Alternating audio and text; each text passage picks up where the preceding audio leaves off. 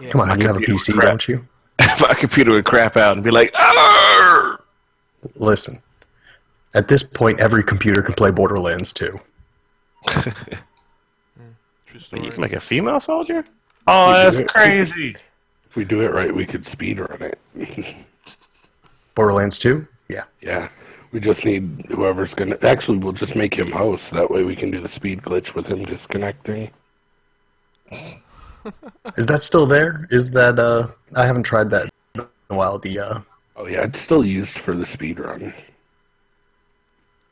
We should start I loved something outrunning, called a slow run. Instead of a speed run, a slow run. Yeah. See how long it can take to finish the game. No, Well, that glitches. ties in. Taking much time. That ties in with my idea for a competitor to AGDQ. I wanted to make shitty games done painfully slow. Yeah. That sounds like a bad AC/DC song. All I imagine is this is 30 guys sitting around playing Friday the 13th on the original NES for 2.5 years. Oh, God, that's terrible. That's a strange Yes. sort of punishment. By the way, we're live, guys, and we're back. Sorry, I had a tech issue. So, pre-show. Next time that happens, I will be taking over. You That will would be work controlling if transmission. you were streaming, but I'm the one streaming it. Listen, For I got the now. key and I got OBS. Oh, that's No true. problems. That's true, you do. Everything's breaking down right now. Listen, there will be a violent coup at some point. It won't be violent. Things can be bloody without being violent. It'll be dirty deeds done dirt cheap. Dirty deeds done dirt cheap. By the way, random thought. Any of you guys are into like Empire or Nashville or anything like that? I know it's terrible. No. Empire like on Fox? I thought Empire was an FX show. It's just technically It Fox. was Fox TV. I mean, FX is an offshoot of Fox, but I think it started on Fox first. If that's the case, that's really weird. Because they have a new show called Star, and it's a similar kind of thing. Oh yeah, that one. I remember watching it. Oh, you watched Watching I know nothing of it. the new I one? watched some of it. You know, it's kind of a guilty pleasure. Like, I'm watching, I'm like, you know, this is so formulaic, but... And I know they're just freaking... It's just fan service, because they got, you know, white girl with big booty. And I'm like, yes, please. That explains his binge watching. Well, you can't really binge watch a show that only has like 5 episodes, can you? Does that I count? know. Well, apparently, if you keep looping those 5 episodes over and over. But that's kind of like more like a snack watch, you know? You're just like, yeah, okay, I'm full. You found a loophole, snack watching. Kind of like binge watching, but not really. But you don't have to feel as guilty that you've ignored the rest of the world. Pretty much. Can I buy that? Though some people do that even when they are tuned in, so... That's when you're like, I watched Star for 5 episodes. You've been on that for 5 hours. You keep talking, and I'm going to start Lost again. Okay, I'll be good. Can I get that? Lost. Yeah. Yeah. We're going to have a brief intro this week. I'm going to jump right in. It's the intro music and outro music. That's it. And then everything else will be done in post. Let's do a quick sound check. Let's hear that. Yeah? Did you hear it? Okay. Oh, yeah. Yeah. Was it too loud?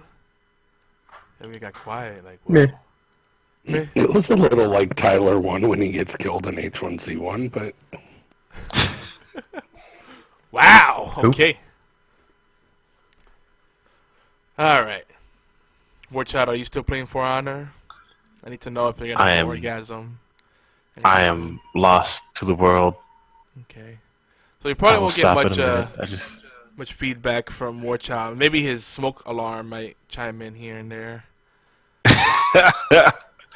I can get a reaction from WarChild. You'll get feedback, but man, Easiest way to get the reaction from WarChild is to go, "Hey WarChild, did you hear about Kenny Omega's final decision of what he's doing with his contract?" no. What's he doing? And he made his announcement. See? Bam. Got his attention. Is he going to WWE? Or is he staying in New Japan? You know you can answer. Find out. You have to stay tuned, but you don't know when I'm going to answer the question. Yeah. Dun, dun, I'm gonna randomly say it. Yogi's gonna be like, "So what game do you like for this category?" And I'm gonna be like, "Oh yeah, here's the deal with Kenny Omega." You think I won't be listening, but I really will. Speaking of categories, Oh, hey. you guys Enter the about ready? Gungeon's on sale. Ooh, you guys Nice. ready What's that? to start? Yeah. Do more of the Unicorn Poopies thing. Mm-hmm. Yeah, why don't we just burn through the rest of them? Oh yeah, that's not happening. Maybe half. Come on, let's get through all of them. How many But categories? no do you discussion. have? We just So many. Last I counted, it was like 60, and then we added like 30 last week. oh, this could have been. I'm kidding. You need an editor. You need an editor. We will be done by the end of this year. I'm Listen. telling you. This was started with the sole purpose of being the antithesis of award shows. Award shows are always one event, and they're always very general categories, and they never discuss why they picked the people they picked, which I hate. So we're doing the complete opposite. That's the whole purpose of it. Of course, you know that means we're gonna half of the year is gonna be spent doing this, but that's fine. It also means us shitting on you just because. That's what you get. Well, that That's happens what you get when you regardless. have. Yeah. That would happen no matter what we're doing. You're right. Yeah, But it's all out of love. I know. I married into a similar relationship. Tasty. Biggest bully I know. Like me and my wife, we're so in sync now that I could feel her when she's like angry at me. Like I can sense her. My spidey sense goes off. I can feel when something's about to happen, like she's about to erupt, or when she's staring at me, it's like lasers burning into me. Like I can feel it from across the house. Like, uh-oh, she's coming this way, and she's angry. I did something wrong. What? What did I do this time? Yeah, I gotta like cycle through real quick. Like, okay, did I not dry the counters after I made a cup of coffee? Did I not wash the dishes properly? And like one little tiny millimeter of grease. If she caught that, I don't know. Is it being too bound to loud? happen. But the biggest can't one with win. her is me being too loud. Yeah, you can't win. Like it being too loud when I'm playing the game. Like I barely play games. So, you know, most of the time I just play a couple hours here and there, if even. But then that's my escape. And if I have too much fun doing it, I hear it from her like, "You're being loud." It's like, okay, rating on my party. No one's allowed to have fun. No one. She's the fun police. I love her though. She's a pain in my ass. Hey, Chris from the Game of Death podcast is here, just in time. We're running a little late, so you're just on time. All right, let's get the show on the road. Gonna play the music and do our intro and more banter and jump into the poopies. That's it. Yeah. Here we go.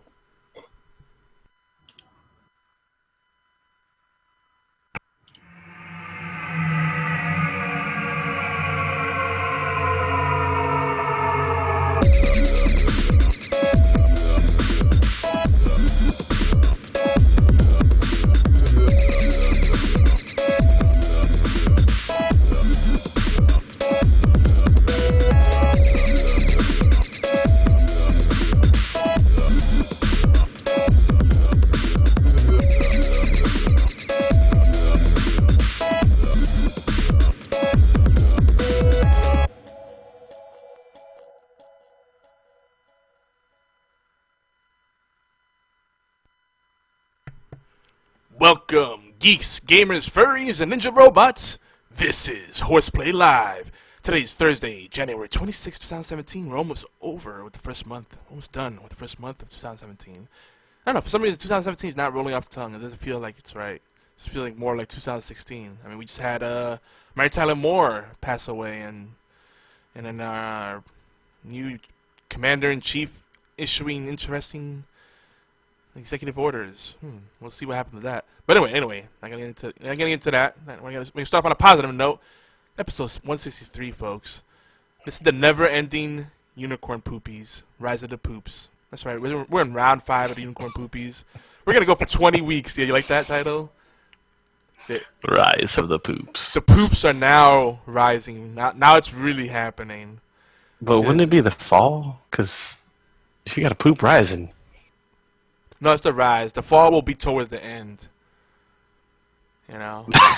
True. The poops are coming for. They're coming for revenge. That's the deal here. So yeah, this is round 5, and just to be clear, we are purposefully. This is on purpose. We're making the most long-winded, drawn-out awards show thing. Like I was saying in the pre-show, I personally hate awards shows where they clump together categories that really should be separate, right? And they never explain the thought process. So you always look at it like, why did that win? And there's so many categories that I don't really care about, but then they have like one category for multiplayer. As if multiplayer is a small segment of gaming. There's so many types of multiplayer experiences, like cooperative and PvP, and then different flavors within that.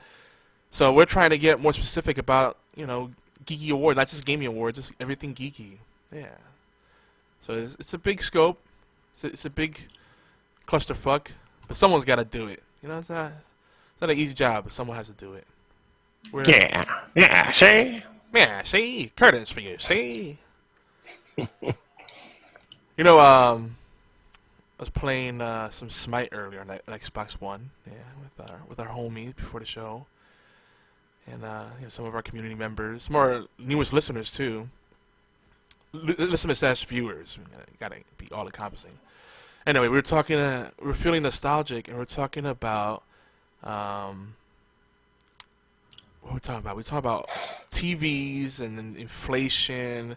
It actually started off with cartoons, and we're trying to guess how old Tom and Jerry was. And I was saying, well, 1940s, 1950s. I'm thinking, but I want to throw out a random date. I'll say 1958 is when it came out with it, and I was kind of right because the first run of Tom and Jerry went from 1940 I think exactly, to 1958, and they started off as shorts that Hanna and Barbera did for MGM Studios, and then it became its own full-fledged thing. And then that led to talking about TVs and how even accounting for inflation, they were more expensive back in the day. Like people, we could play now, like, kids could play now when they don't have a TV in their own bedroom. But most households have 3 to 5 TVs, right? But back in the day, it was like, if a family was lucky, they'll have one, and everybody would gather around it, and it'd be like, a 4 to 10 inch TV. In fact, in 1928, which I believe was when the first TV came out, if I'm not mistaken, there was 3 or 4 inch TVs. I forgot what company it was that came out with it. General Electric, I believe, was one of the first ones to put them out. They were going for $55 and $75 respectively. You say that's dirt cheap. When you account for inflation, I'm getting all mathematical and weird. I'm sorry, guys, but I find it fascinating. I hope I'm not boring you guys. There's a reason. Go on. There's a reason. The inflation doesn't really set in until around 1960, 1970, and all of a sudden everything, the shit hits the fan, especially in 1980 onwards. So the inflation rate is at around, from 1928 to 2017, is around 1,100% or something ridiculous like that, more or less, which puts $75 at around, I forgot what the number was. I probably got the math all wrong. Basically, that same TV, the 4-inch TV, would have cost like $1,500 today or something crazy like that. That sounds about right.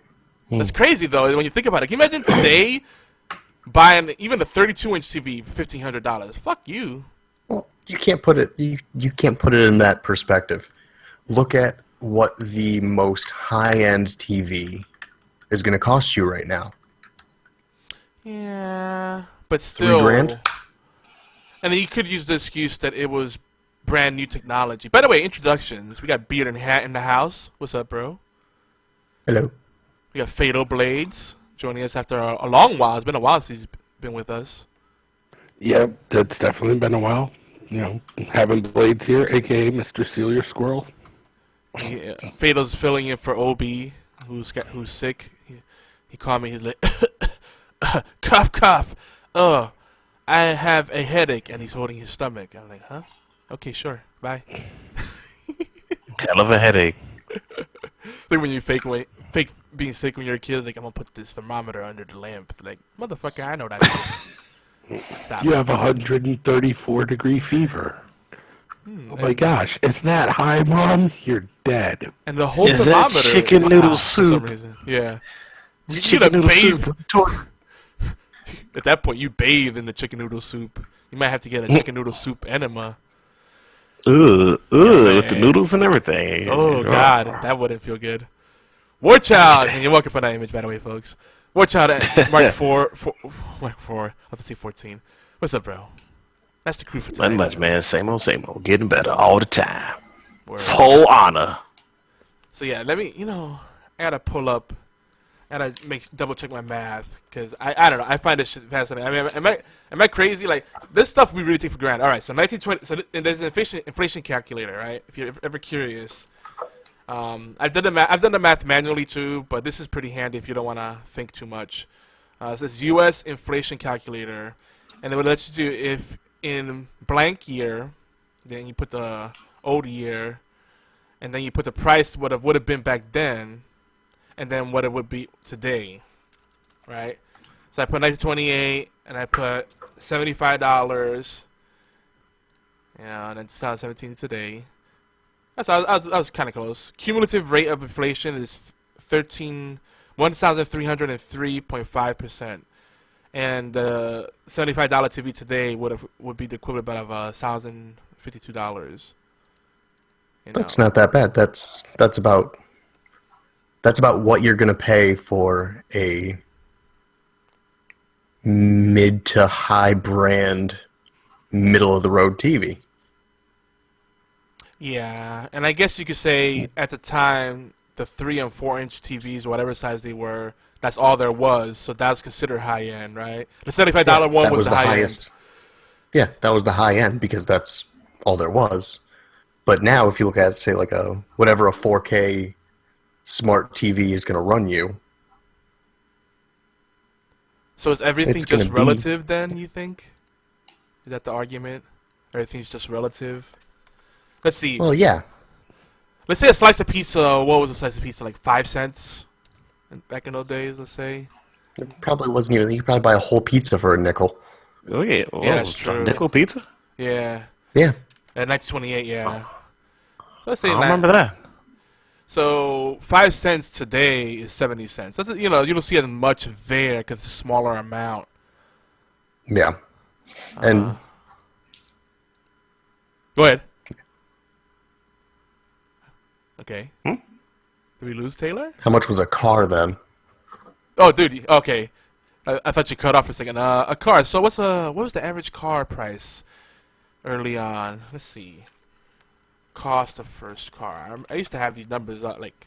I find this stuff fascinating. I don't know. It kind of puts everything into perspective. I mean, people used to make, a good paying job. Like I got paid $1 this week. Woo! Okay, so here we go. How much is A car? brand new Chevrolet cost you $525. That sounds about right. All right, so calculate that. So what year is that?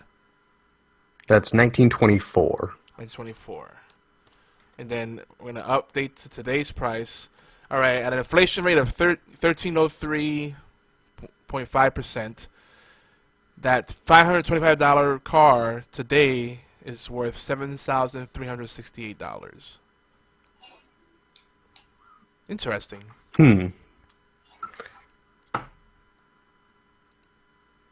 Cars, I think, have gotten much more expensive. I think that's also, especially with all that's the bills. also in part with what is part of the car now, because that's just a bare bones fucking Yeah, it gets you from point A to point B. Yeah. yeah. It's an engine, a steering wheel, And chassis. and a seat. Yeah. Yeah. Yeah. Yep. Now you got power steering. You got freaking anti-brake Bells system. and That's its old. whistles. The what? Bells and whistles. The cups. Everything yeah. you really don't need, but it comes with it. Cup holders. Those are expensive, man. If you want to add 4 to the car, that's another, $5 premium for those 4 cup holders, Can't spill that soda. That's why Lexus costs more than Toyota. It's like, guys, you could buy an aftermarket, console modification. Just saying. But like $50. If even. Oh, man. What's another thing you guys are curious about? Oh, we could do a simple one. Video games. So before the crash, God, 1984, right?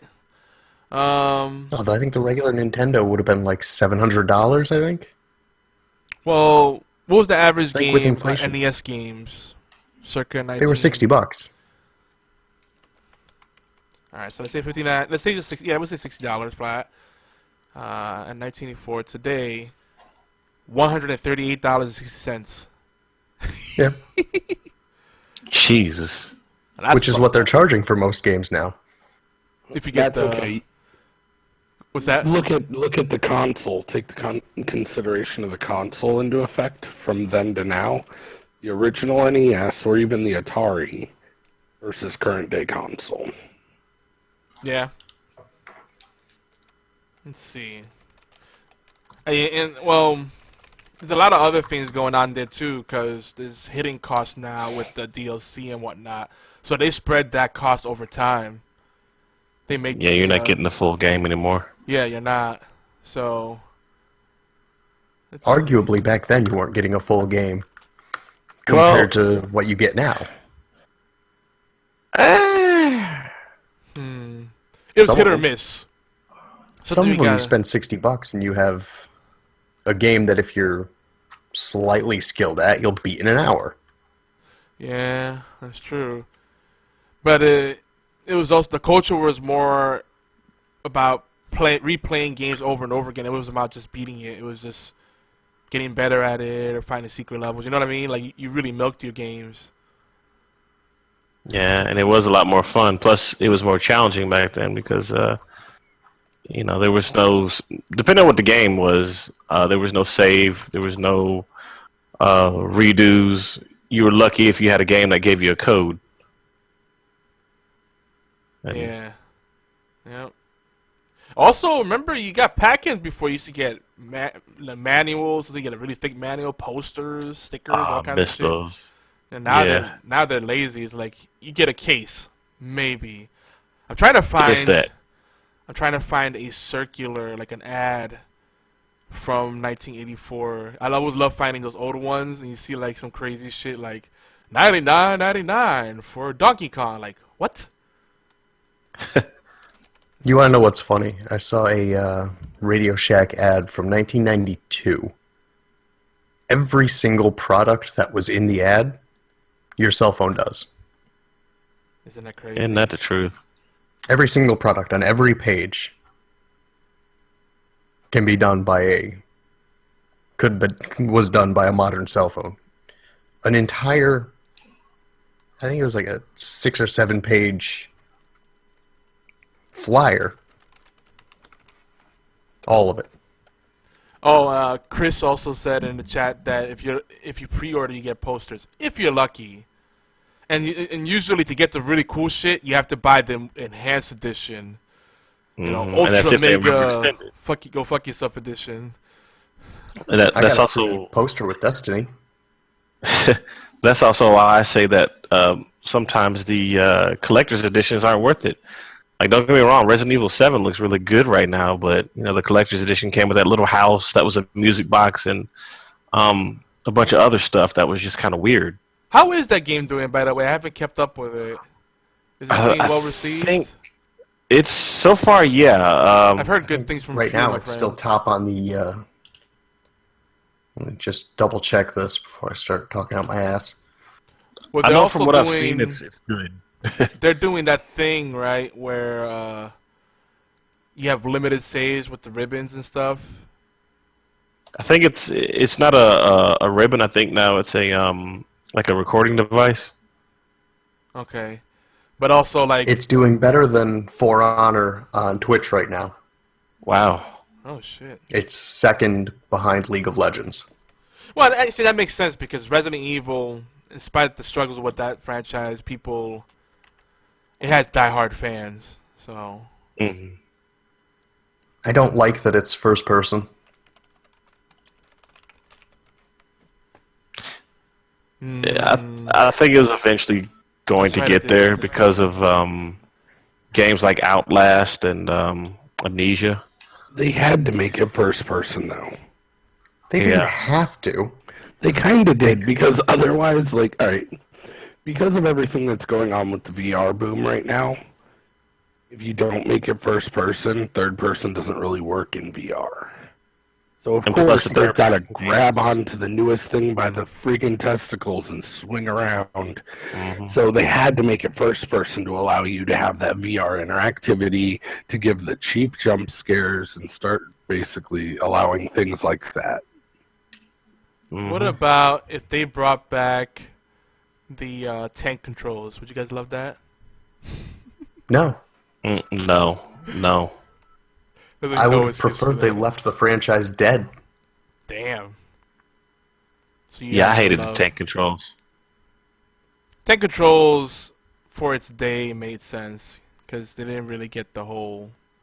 It's because, you didn't have really good dual analog, if at all. You know what I mean? So they had to... I still remember Tomb Raider with the tank controls. That was horrible, too.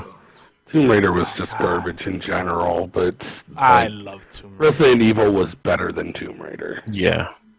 I'm not agreeing or disagreeing. I'm not agreeing. That's okay. Everyone's allowed to be wrong.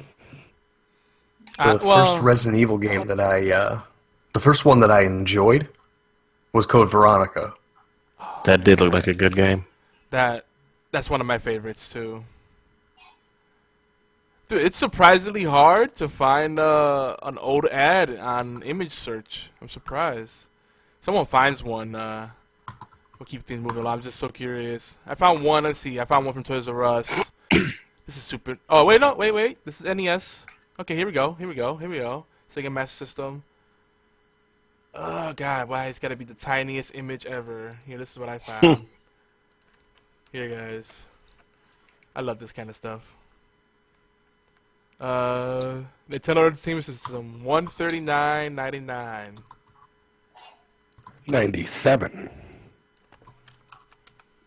He's trying to tack on those extra 2 pennies. Oh yeah, sorry, 97, which today is the equivalent of $323.33. Not too bad. That's less than what the classic one's selling for.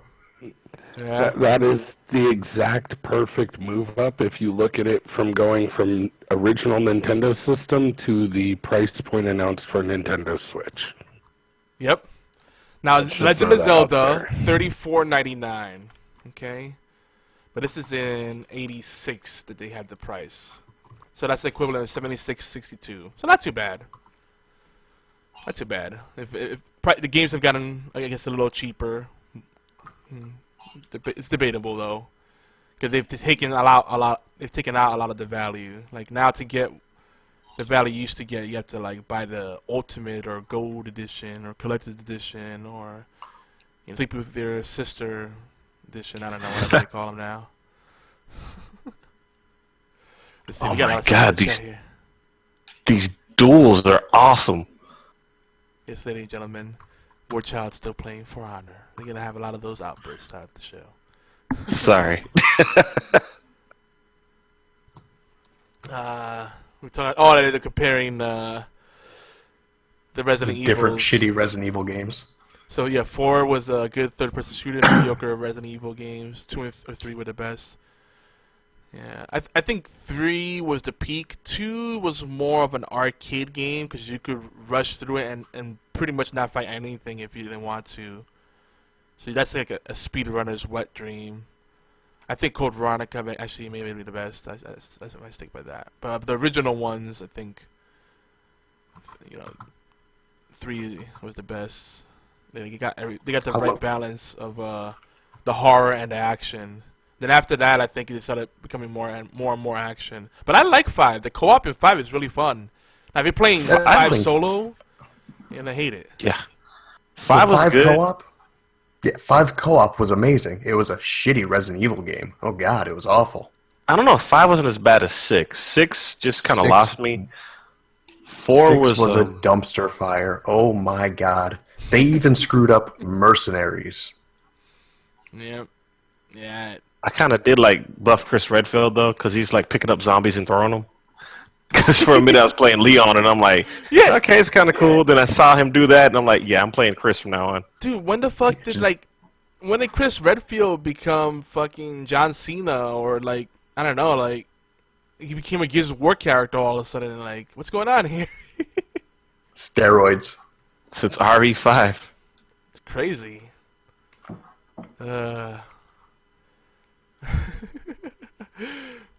Chris wants to remind everybody that him and Caleb are playing Resident Evil 5 for their YouTube channel, Gaming Death. Make sure you check it out.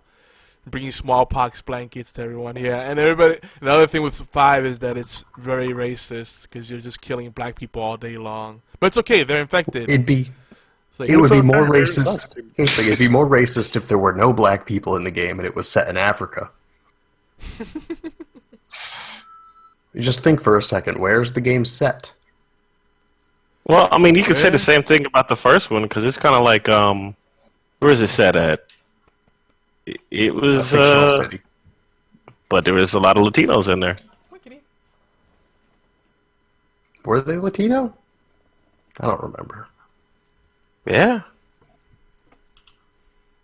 Yeah, Resident Evil 5 was just weird. You know, it just stopped being scary and it stopped being about zombies. I don't mind the other types of monsters, but just stopped being scary. Like, I like more of the tension. So if this Resident Evil that just came out is more of a return to form, then I'm all in. So we'll see. Well, it looks like it's a new meta, but it's trying to return to the horror genre, which is actually pretty good compared to where they were at beforehand. Yeah. I think if they're gonna do something more action, it should be like an offshoot series. Like, what was the one they had? They had online. They've tried that? Yeah, they did try it. Yeah. Like 3 times. It's failed every time. That's true. So I take it back. Because they had a few of them. But there was one in particular that I kind of enjoyed. And I guess Raccoon City Chronicles, whatever that was, or Umbrella Chronicles, one of those. The Raccoon City stories. I confused. There's a first-person shooter game that I think it's the Umbrella Chronicles. The Umbrella Chronicles is actually pretty good. I mean, it looked good, especially the storyline, but that mercenary one that came before this crappy one that came out, that was Operation Raccoon City or something, or I can't remember what it's called. Come on, all the on rails ones are bad. Stop it. Yeah. God, what was the name of that? Was it Operation Raccoon City? I can't remember. I confused them. Oh yeah, I think it is Operation Raccoon City. That's the one that came out and no one really talked about. Because it wasn't that great. It was like, you know, you're going in as mercenaries, and the first mission is kind of cool. Then you get dropped in the second mission, and they hit you with one tyrant. Then a second tyrant comes out, and you got to find a way to kill both of them. And it's like you had crappy weapons. You couldn't really do it. That's one of those things where instead of mechanics, we're just gonna make it challenging by giving you a shitty weapon and bullet sponges. Yeah, that's not good. That's lazy. So we're having a debate here which Resident Evil is more racist, 4 or 5. But I find it funny because 4 follows a similar formula as 5. You know, but 4 no one talks about it because it's Spanish people getting killed, so Latinos, that's not racist. If it's black people... That's not Latino, though. It's Spain. Okay, yeah. I want to say the first Resident Evil. Listen, it's Spain. Yeah, you could say it's, you know, European, but they're Spanish-speaking country. They would still be considered Latino. Guys, easily, it is the first Resident Evil. 100%. Yeah, I was about to say Gaming Death is hunt and kill zombies. It is racist against zombies. As Game and Death is saying in the chat, the fact that it's big buff white Chris Redfield needs to rescue the helpless black people. But I mean, if you look at it, the Spanish version came before the whole African version, and you can't really get mad because it's taking place in Africa. You know, just like if there was an outbreak that took place in Alaska, I mean, you know, you're gonna fight possibly Inuit people. It doesn't make any sense to like fight. I don't know. I'm gonna fight Japanese people in Africa. That doesn't make any sense. I want there to be one in Antarctica just because I want there to be penguins that can like crawl on the ceiling. Soon. I Soon. think Capcom's run out of enough ideas. I'm sure that they're going to hit that one soon. No, I just trust wanna me, play- before anything cool comes out, they'll throw away the franchise. Just ask Mega Man. That's what I was about to say. I want to play a Resident Evil where you had to kill Mega Mans. You got to kill Mega Mans because they're infected.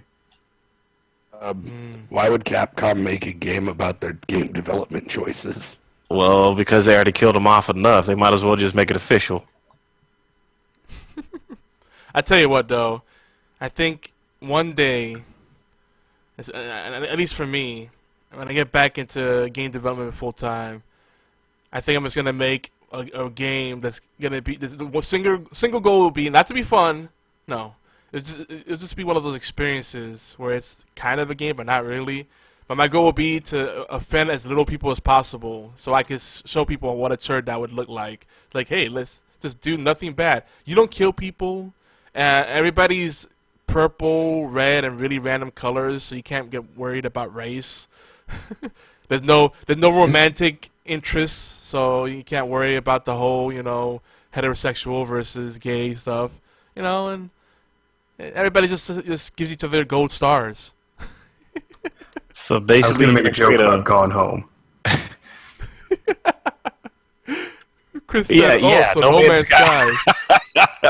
I was gonna say you're gonna make a rainbow version of a Pong game where everybody's accepted and you don't hit the balls because that'd be like I don't know, kind of violent. Yeah, that's good. And no one loses. Like even when you lose, you win. Everybody gets the gold trophy or whatever. Wait, can I help you create the title for this game? Oh, I know what it should be. What's that? Keep talking or don't. It's your decision because you have free will as a human being, and nobody will ever explode because the world is a perfect place. By Bob Ross. Is that like a really badass acronym and I don't realize it? I mean, I want to hear the acronym for this now.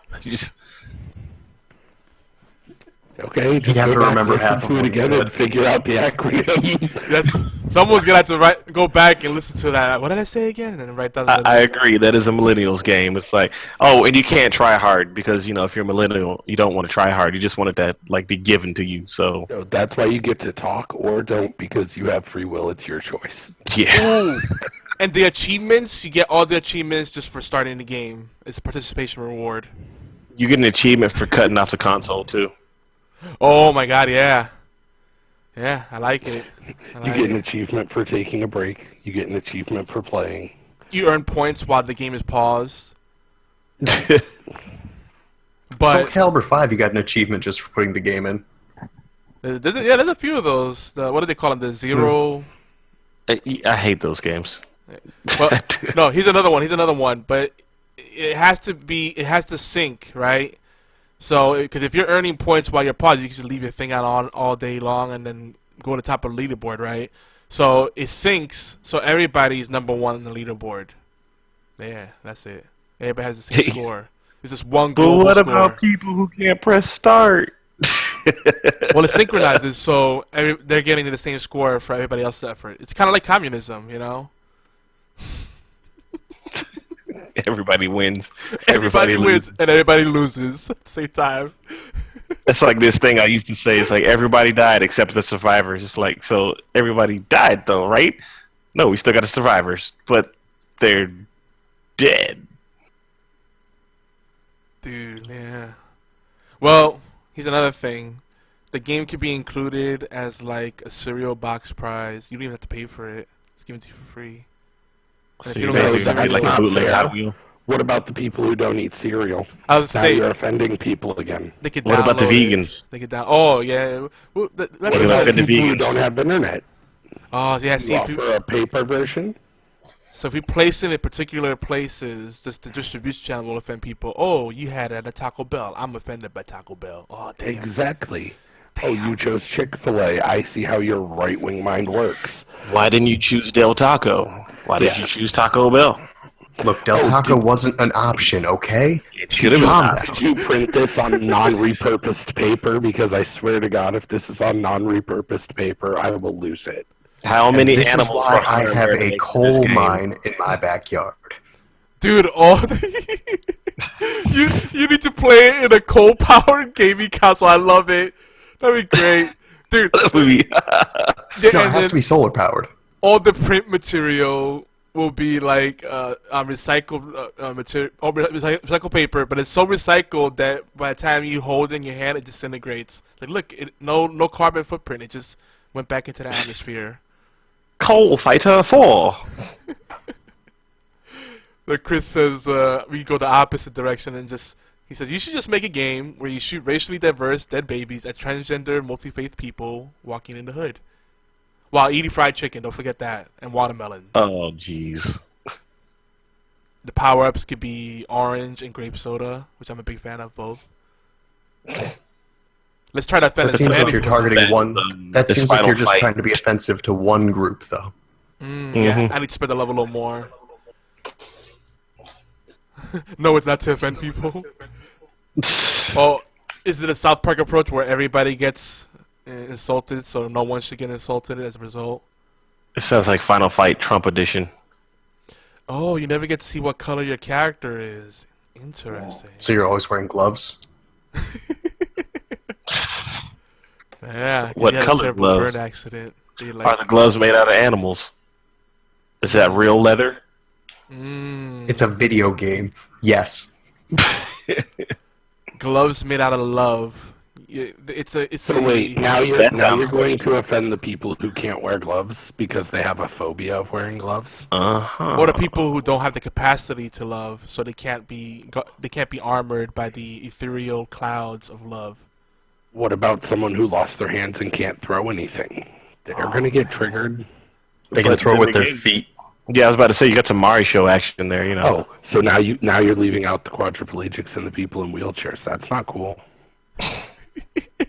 Listen, There's- I will exclude all of them. I have folks. the absolute perfect one. You just get a plain white screen. We call the game Paper. If you turn that game into anything, it's your own fault.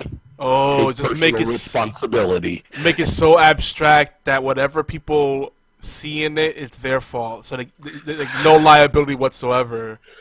Dude, that's brilliant. But why can't it be black paper? Ah, damn. It's just black construction paper. I didn't saying. say there wasn't an option to change your color of paper to your personal preference because we don't exclude. Now in 256 variety high-quality graphics for more paper-choosing pleasure. You just What about the blind? the color You were wheel. selling this crap too much and it's scaring me. For your paper choosing pleasure. Like, it's What too much. about the blind? Braille It was fighter? actually an Damn. audio mode that will communicate what you are doing as it occurs. It's like the What about dyslexia Helen Keller? channels. Oh, that's okay. We have an option for Helen Keller. Braille fighter, water edition. You know, I read. And we'll move on after this. 'Cause we're going off on Tangent City, and Chris has suggested just sell number 2 pencil in the game case. That works too. It's like VR, but real life. I would add, it's like VR except a lot cooler. Oh, I don't know. Here in 5 years, some kid's gonna just go on a rampage with a pencil, and they're gonna be banned from schools, and then you're leaving out another group. I don't know. It's gonna be like Eminem, suspenseful with a pencil. It's shady. It's shady. See what I did It's there? Slim Shady. I actually want to throw something out about what's interesting about blind gamers. That's actually a thing. and that makes sound engineering super huge. And the use of feedback, like vibration and controllers, makes that even more important. So there's gamers that play the games that haven't been developed to be accessible. Typically older games, like Atari 2600, Atari 7200, ColecoVision, and television, stuff like that. They play that blind, and that fascinates me. I heard one story in particular where the guy would have friends explain what's going on, so he could paint a picture in his head, and the different sound effects would give him an idea of what's going on, and he'd be able to recreate those scenes on his own moving forward after a while. I'm like, damn, that's crazy. There's a blind kid who plays competitive Smash. Oh yeah, is good. Like, it's wicked crazy how good he is. I think he goes by the tag Blind Wizard. Like, really good at Smash and just can't see the screen at all. He does it all based on audio cues and shield sounds. So, like, he'll poke left and poke right, and if he hears it tap a shield, he knows what side the guy's on, or he will shield as soon as he lands and can judge which side the opponent's on by which shield noise it makes. That's awesome. Wow, that's dope. And he's also led to, in competitive Smash, what's called sound teching, because you can actually hear certain things like tech rolls from audio before you visually see them. But what if you cut down the volume? It won't matter. He has headphones on. Good luck. I mean, you can mute the headphones, though. Well, then you're just a jerk. Yeah, that makes you an asshole. Yeah, then you're the asshole. Let's Brad. really Why are you test this picking on a guy. blind guy? If you were really that skilled, you would know just by the sounds of my buttons. Damn. Now you're just picking on a blind kid. Oh, I'm not. I'm trying to create a Zatoichi. Oh yeah, the blind swordsman. Ah shit. Mm-hmm. That's a classic. But what's interesting is like sound engineering. I think is an aspect that we take for granted. A lot of time when you try to isolate the sound in games, whether you're using surround sound, headphones, stereo, whatever, a lot of it's really shitty. Like there's good composition in terms of like the music chosen and the sound quality, but like the layering of it, the spatialization. The distinctive sounds to give you audio cues when important things are happening. A lot of that stuff is shit when you really come down to it. Oh, yeah. It's crazy. That's why when a game does have good audio mixing and good audio, just you can tell that they spent their time paying attention to that. Mm-hmm. It shows and it stands out well above the other games like it.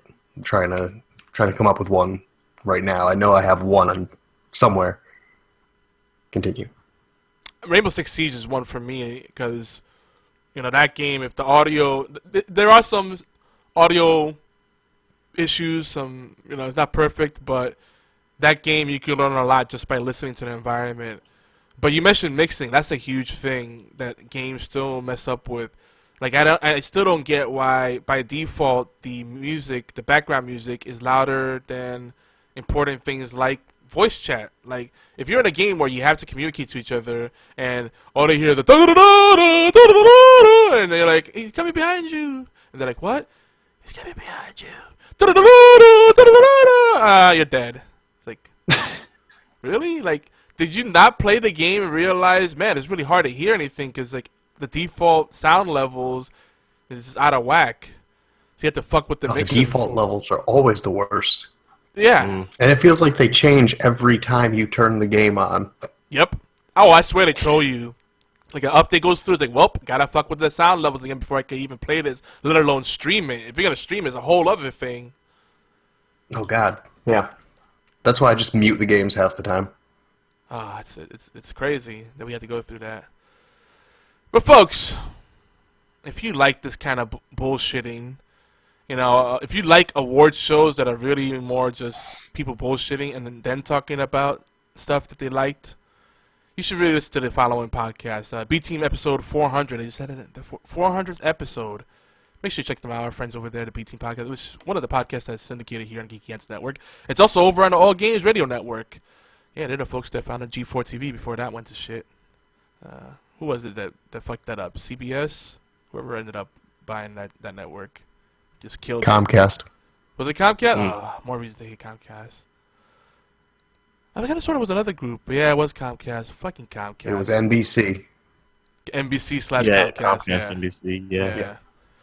Fucking shit. They said, oh, let's just run cops 24/7.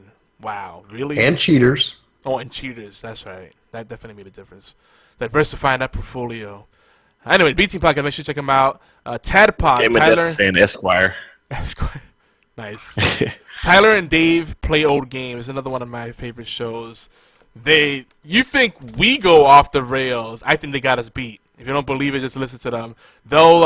They play old games and they review them, but it's like 99% of them talking about dicks and balls and random shit, and then talking about the game that they played. It's great. It's a great show. Definitely, wholeheartedly recommend it.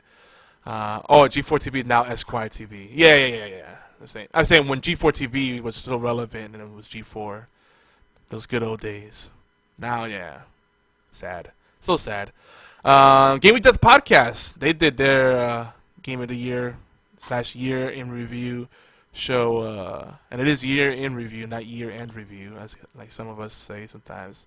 Year and review. Year and Review. Yeah, it's a prepositional phrase. Year, you get the year and the review. Yeah, Game of the Podcast. Make sure you check them out. And Horrible Gamers. We did a crossover kind of pseudo episode with the Horrible Gamers and did a award show over there. And that went like 3 or 4 hours long. Oh yeah, it was 2 separate episodes. My bad. Yeah, the Game of Death Podcast was 2 separate episodes for the year in review and Game of the Year's, the Games of the Year award show. And Attack is the revival of G4 on Twitch. It's pretty good. Oh yeah. Yep. All right. So I just want to recommend that before we jump back into the video game stuff. And I still got this code for Smite on PC. The Poopies. If The video game Poopies. Yeah, the Unicorn Poopies, yo. Our Geek Awards. But anyway, Smite on PC. 1,500 gems and the Ultimate Guide Pack could be yours. So if you want that, connect with us on social media. I'll probably make it just first come, first serve, unless there's a huge demand. But at this point, yeah, we gotta if you play the game a lot, just get with us, and we'll be happy to give that to you. As our way of thanking you. And also Hybrid Studios' way of thanking you for supporting us and supporting them and being awesome. And wonderful, wonderful rainbows. Nondescript, non-racial. Everybody loves each other. Everybody's a winner. Yeah. Let's hold hands. I don't know. All right, guys. Is that going to be part of your game? It's going to be part of the game. That's it. Unicorn Poopies, the game. Why not? All right, folks. Here we go. The first category. Most underrated game. You ready for this? Now, I know you guys probably have some in mind. But so far we have Titanfall 2, Rainbow Six Siege, Battleborn, and I kept this in here even though now it's kind of questionable, Scalebound, Recore, Elder Scrolls Online, and Halo 5. Now, underrated is one of those things where it's subjective, because, right, like, I look at it as, for our purposes, it's something that we notice, maybe it's a critical darling, but on the, as far as, like, the general populace, no one's really talking about it. It's not as popular, Maybe reviewed well, but didn't sell well. Or you rarely, for whatever reason, you rarely hear people talking about it. But the few people that do, enjoy it. Or have good things to say about it. That's kind of what we're looking for here. You guys have any ones you want to add? Stardew Valley. Underrated? No, that game's not underrated at all. That game's getting jerked off by everyone left and right. Yeah. See, I feel like that game is just extremely niche. It's Harvest Moon. It's niche, but I haven't heard a podcast or watched a stream where people are really hardcore into the indie scene and they're not talking about it. If you're exposed even a little bit to the indie scene, people talking about it. It's like it's as pervasive as Rocket League. I mean, you couldn't get away from Rocket League. So I don't see it as underrated. I love that game, but it is everyone that plays it is jerking it off because it's a good game. Chris says Owl Boy. That's a good one. That's one that kind of fell under the radar. What do you think, Warchild? Exactly. How do you I spell mean, most that? of the stuff you named wasn't really. Ugh. Is that Hebrew? I don't know, because I mean, it's weird. It's like most of the stuff that I would consider underrated is just kind of, what you listed, I wouldn't really consider underrated. That's why I'm sitting here like, because I mean, Halo 5, in my opinion, it was.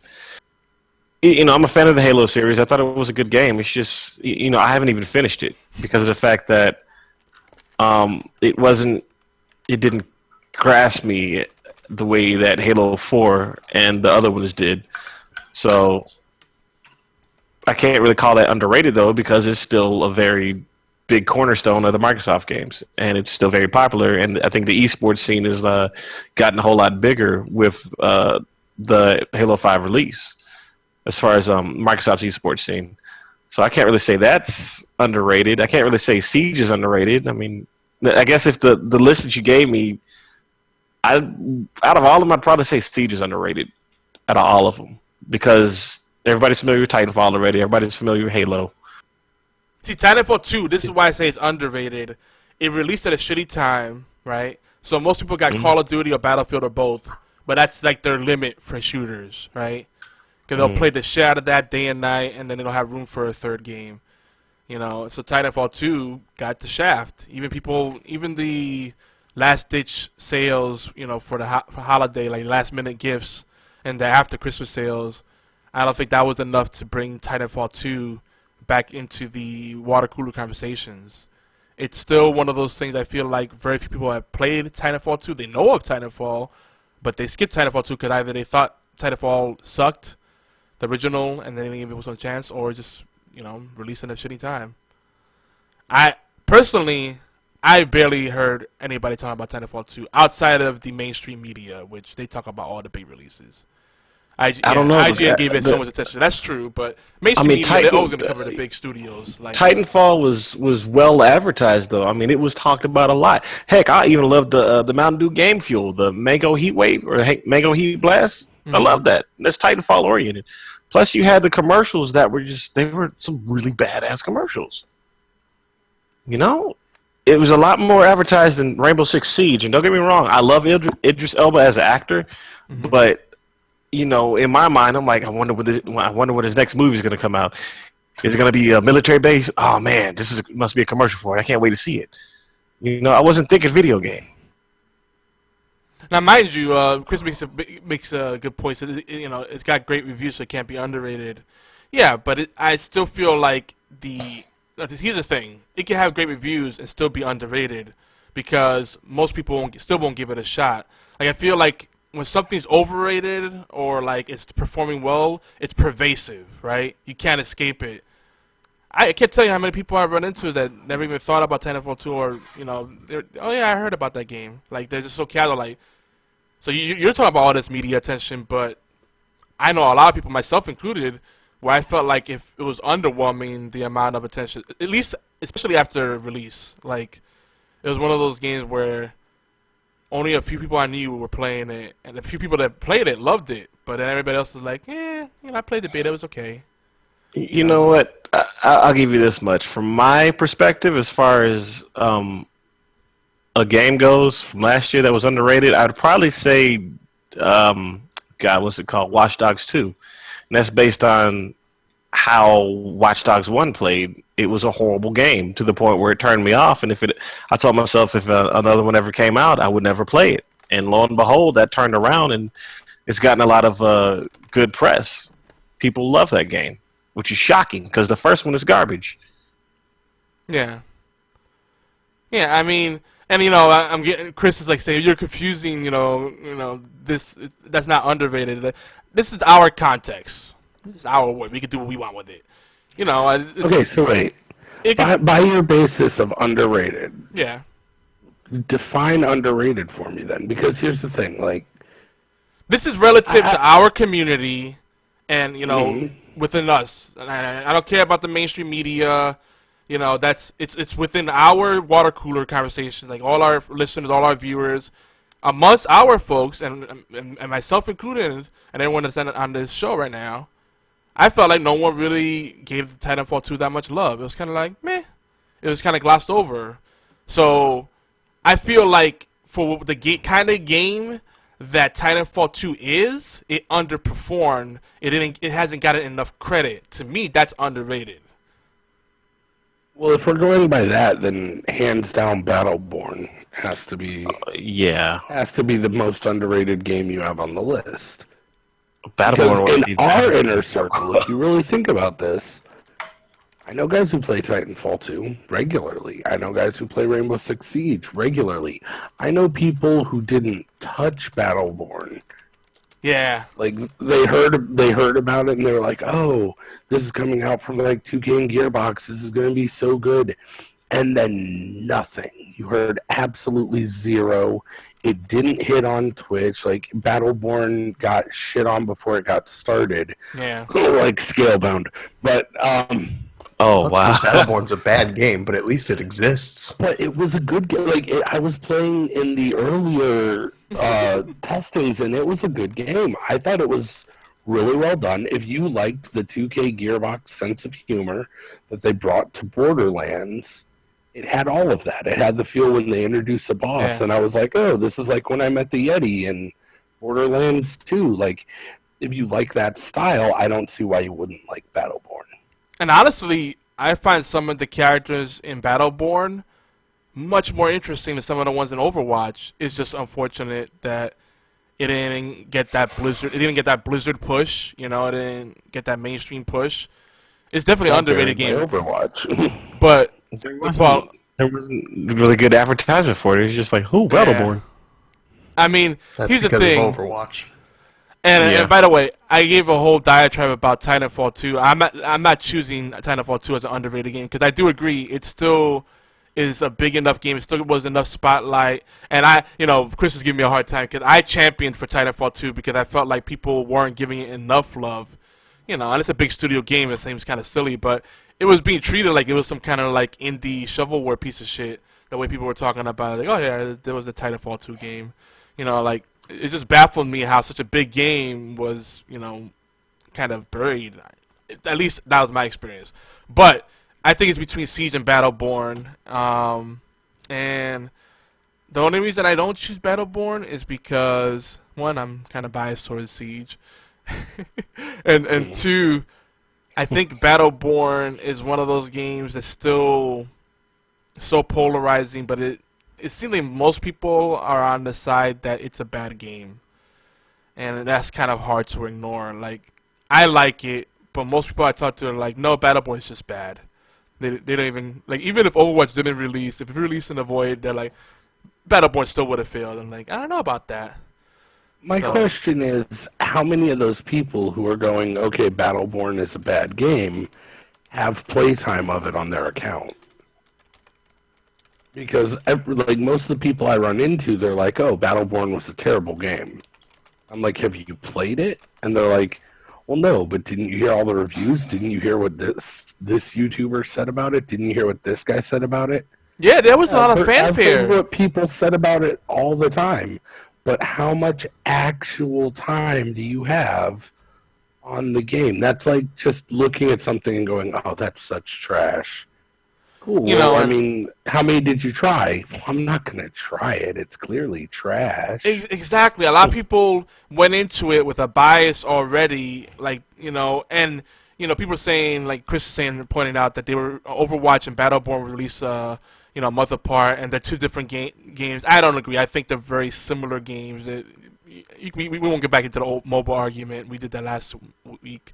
But it scratches a similar itch, and the thing is, once Overwatch was introduced, that's all people were thinking about, and they're like, "Oh yeah, but this is a Battleborn game. How much is it gonna be free to play? Oh no, they want to charge for $60. Oh hell no, that there's so many things going for it. A month apart, if you are a budget gamer and you have limited gaming time, that's too close, in my opinion. But here's what you forget though: when Battleborn launched,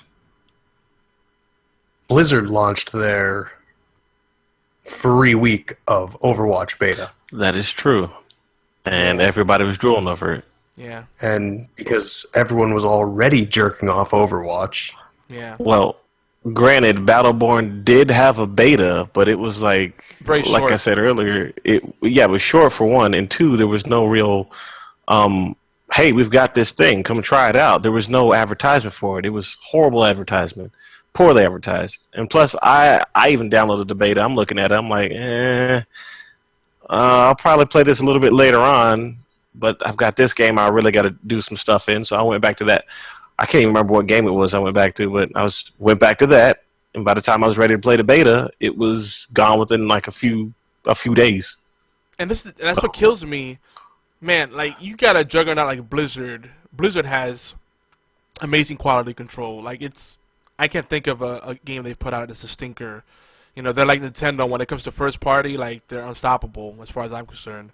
And I think most people will agree with that. Like, their quality controls are amazing. So they're so confident in their product that they didn't do a short-lived beta. Like, people were playing Overwatch for months before it came to the console for the beta there. You know, they're playing on PC. You know, they do these ongoing alphas and beta testing periods. If you believe in your product, showcase the damn thing. Believe that if it's that good, people are gonna keep playing it and they're gonna buy into it. But you get this freaking weekend beta or a week-long beta. What the fuck is that? You know, people play a little bit, and they go, "Oh, that's pretty cool," and then they forget about it. They move on. Mm-hmm. You know, and looking for Chris, who's a huge Borderlands fan. He loves Gearbox. He bought into Battleborn. He hated it, and it wasn't his love for Gearbox wasn't enough. So It's about like Colonial Marines. oh, let's not get into that again. So, guys, I think we deliberated enough. What are you leaning towards for underrated game? What's your pick? Who does your Unicorn Poopie go to, Beard? We'll come back to you. I don't know. I got nothing for this one. Really? Okay. Blades? Oolong? Okay, so after the long line of debate, I'm going to say mine goes to Scalebound, because how underrated does a game have to be to not get developed? Ah, that's so sad. That's a good pick. I keep rubbing that in. I know. I don't know. I think they might be adequately rating it if they're not putting it out. Oh, at least they think that they rated it right. Warchild, what's your pick? I'm probably still gonna stick with God, what's it called? Not Dead Rising. I want to keep saying Dead Rising. It's not Dead Rising. I want to stick with Watch Dogs 2, because you know, like I said, I personally underrated it due to the fact that the first one was horrible, and it made me not want to even try anything involving that game. Yeah, and I hear from a lot of people this one's leaps and bounds ahead of the first one. Like, the world itself is very immersive, so that's makes me want to play it. And you can do cool drone. You can fly. Drones. You had me at drone. That's why I love Siege. You get to control little drones and annoy people with them. A lot of fun in Siege happens just getting people to shoot each other while they try to take out your drone. The jukes. And Chris put in here, we'll have him take your vote here. He says Owl Boy. That's his pick. My Didn't the pick. critics love that, and then everyone looked at it, played it for a day, and was like, meh. What was it even about? It was a platforming game of some variety. Boy, who is part owl? I don't know. I'm just going by the title here. So deep, so true. Right now, you can buy it for $16. Is it worth the $16? I don't know. All the reviews are positive, so. Oh, okay. I don't know. Somebody's I gonna didn't like buy it. That's all that mean- matters. Give me $17 and I'll tell you if you should buy it or not. That's okay. I mean, yeah, it was my birthday. I got some money. It's on the 24th, but I'm not willing to gamble it away like that. I'm sorry. Just no. I'm torn here because I didn't mention Recore. And I think that game's a lot better than people want to say it is. But I'm going to go with Siege because I still feel like that's a game that people still won't try it out no matter how much it goes down in price. They're like, oh, well, I have Call of Duty. Or, well, yeah, well, it's $20. I don't know if I want to spend that. And I'm like, dude, literally, this is the best shooter out right now, in my opinion. I can say that, and they're still like, I don't know. I haven't really heard anybody talking about it. Yeah, because it's not Call of Duty, so there's no dick to suck there. Like, it's one of those situations. By the way, just a temporary moment for any long-time listeners. Feel free to go back roughly a year, maybe a little over a year. The first time that Rainbow Six Siege was brought up, back pre-beta, and I hyped it, and Obi hyped it, and Yogi was on the other side of that fence. Yogi was the guy trash-talking this game. I want people to just go back, look at that. It's true. Check it out. You know why I did that? Because I knew. The underrating Let me tell you why. I knew you and Obi were going to flake out on it. I knew it. So I was tempering my expectations because you ever so hype. I know how Obi is, especially. He does not follow through. Division, I still play it today. When the last time I see him in it? Nope. I've still got that too. I'm a huge Rainbow. Some people got away from the computer, and I said from the beginning I was gonna get an Xbox, not a PC. Because my PC's been fucking up. Why am I gonna get on a platform I can't rely on? But the point is that I was hyped for it. I was just trying to temper my expectation. I'm a huge Rainbow. Anything Tom Clancy. I've always been a huge fan. Sorry. Anything Tom Clancy, I'm a huge Rainbow. Yeah, I'm a huge Rainbow Six or anything Tom Clancy. Like I'm a huge fan. It's just I knew from the way Obi was talking about it. I'm like, yeah, he's not gonna be as into it, and I'm gonna end up getting into it and have no one to play with. But I finally, just find some people to play with, and that's it. Rekindle my love for it. Yeah, that is the main thing about the Division and most of the other games like that. Division and Destiny, I know those are the two quote-unquote big ones that were supposed to go head and head, but they both had kind of similar issues, just different genres, But you need a good group of people to play with in order to make the game even viable. Isn't that the premise on most games, though?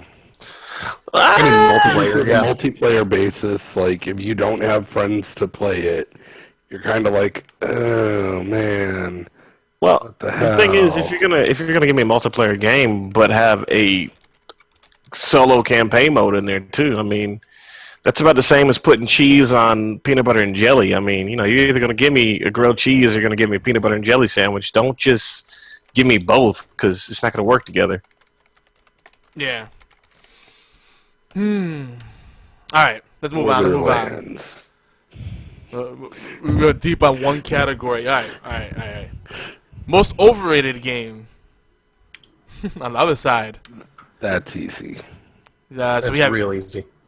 I'm gonna throw in Infinite Warfare, though that one you can argue is underrated for a Call of Duty game. Life is Strange, Firewatch, Minecraft, or Telltale anything. Let me start this off by saying, fuck Telltale. Most of those games are just terrible. But it's Firewatch.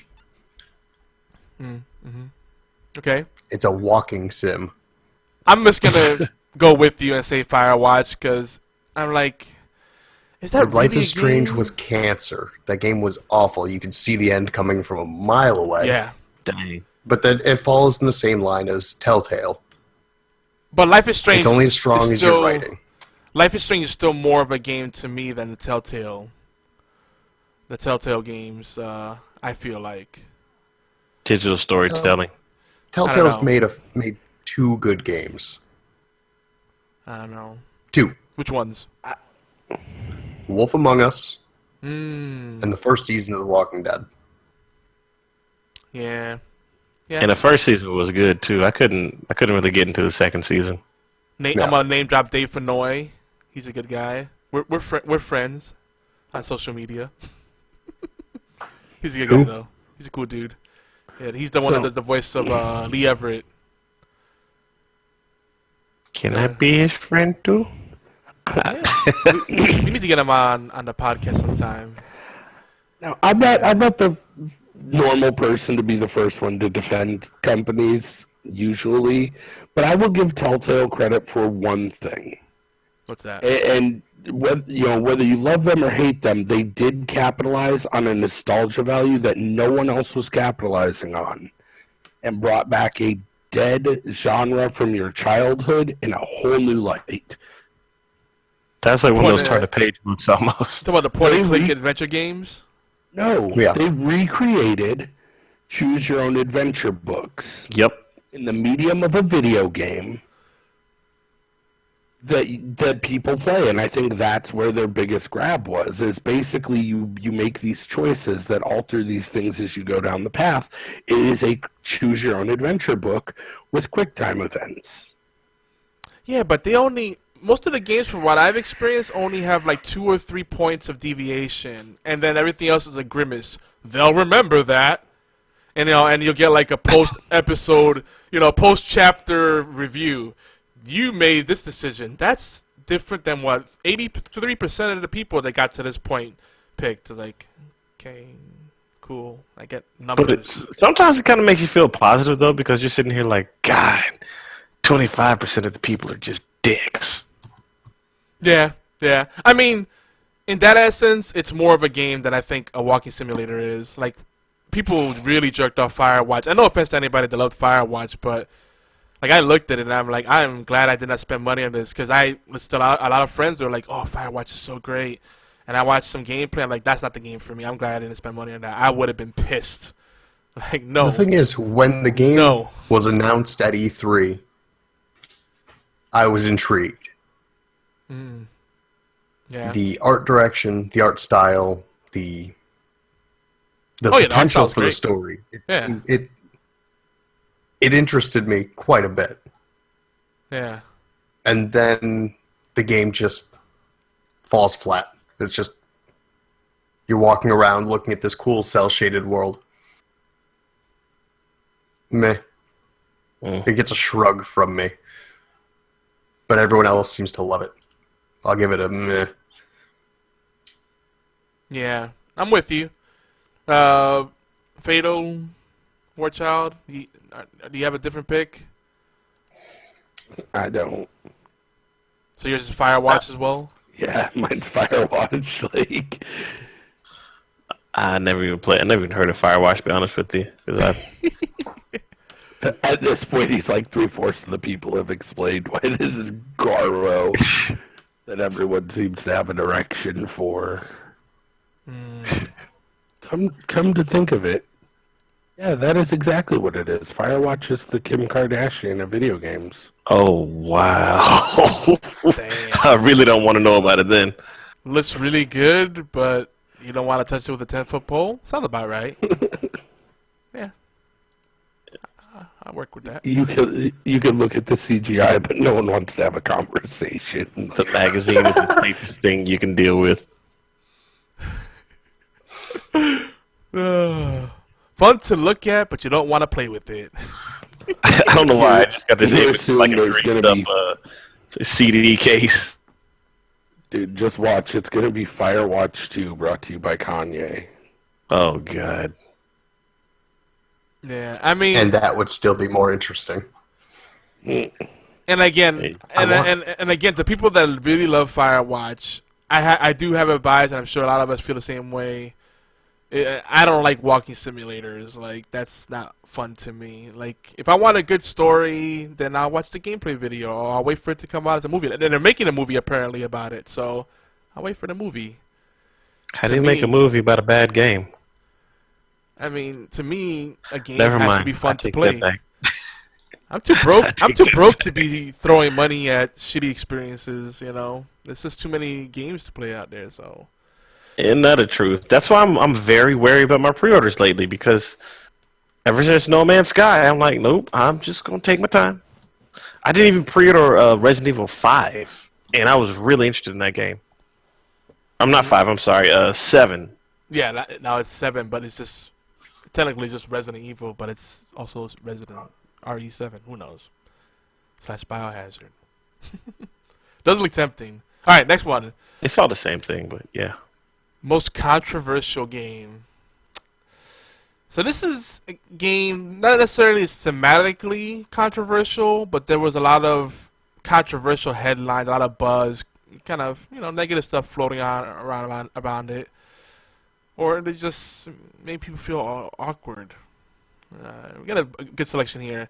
Overwatch, Hatred, Shower with Your Dad Simulator. Yeah, that's a thing. No Man's Sky, and HunniePop. What was that game where you're sitting at your computer jerking off, and then you have to chase people out of your room when they come in to see what you're doing? Oh, I think another one you're talking about. It's like you're watching porn or something, and then something like that. It's at the like office, right? I think I know what you're talking about. Like Porn Simulator or something. It was probably something simple. It was something like Don't Get Caught or something. Something like that, yeah. I think I know what you're talking about, but that one fell a lot under the radar pretty quickly, so I had lost track of it. I mean, mine's pretty simple on this one. Okay, what's yours? Like, even in a category where you have something where you got to keep your dad's frankenbeans off your forehead, it's still No Man's Sky. The company put it out, everything got hyped, people bought in like a motherfucker, and then the company shut down, emptied their building, and disappeared into nothingness. They're the Enron of the video game world. Isn't that the truth? No Man's Sky had to be the most controversial. The tracer bullshit for Overwatch. They even had some serious court cases going on, and people showing up talking about, hey, this algorithm of yours, it seems a little familiar. Let's talk. Was it NASA that actually had an issue with them too? I mean, there's so many people that had an issue with them. That's about, Kim Kardashian probably had an issue with them too. I mean, I don't know. It's got to be No Man's Sky. Here, but all I can spare right now. Keep that head up, homie. Hey, thanks for the donation, Chris. Appreciate that, man. I forget that it reads. Did you guys hear that? The creepy voice. Keep that head up. Yeah. It's been some stressful times right now, but we're hanging in there. So No Man's Sky is the easy choice, but I kind of want to go. I gotta go with Overwatch. Though HunniePop is a funny choice, especially the way Twitch freaking blew their load on shit preemptively. Like, no, you can't even talk about this game. Like, wow, that's a little much.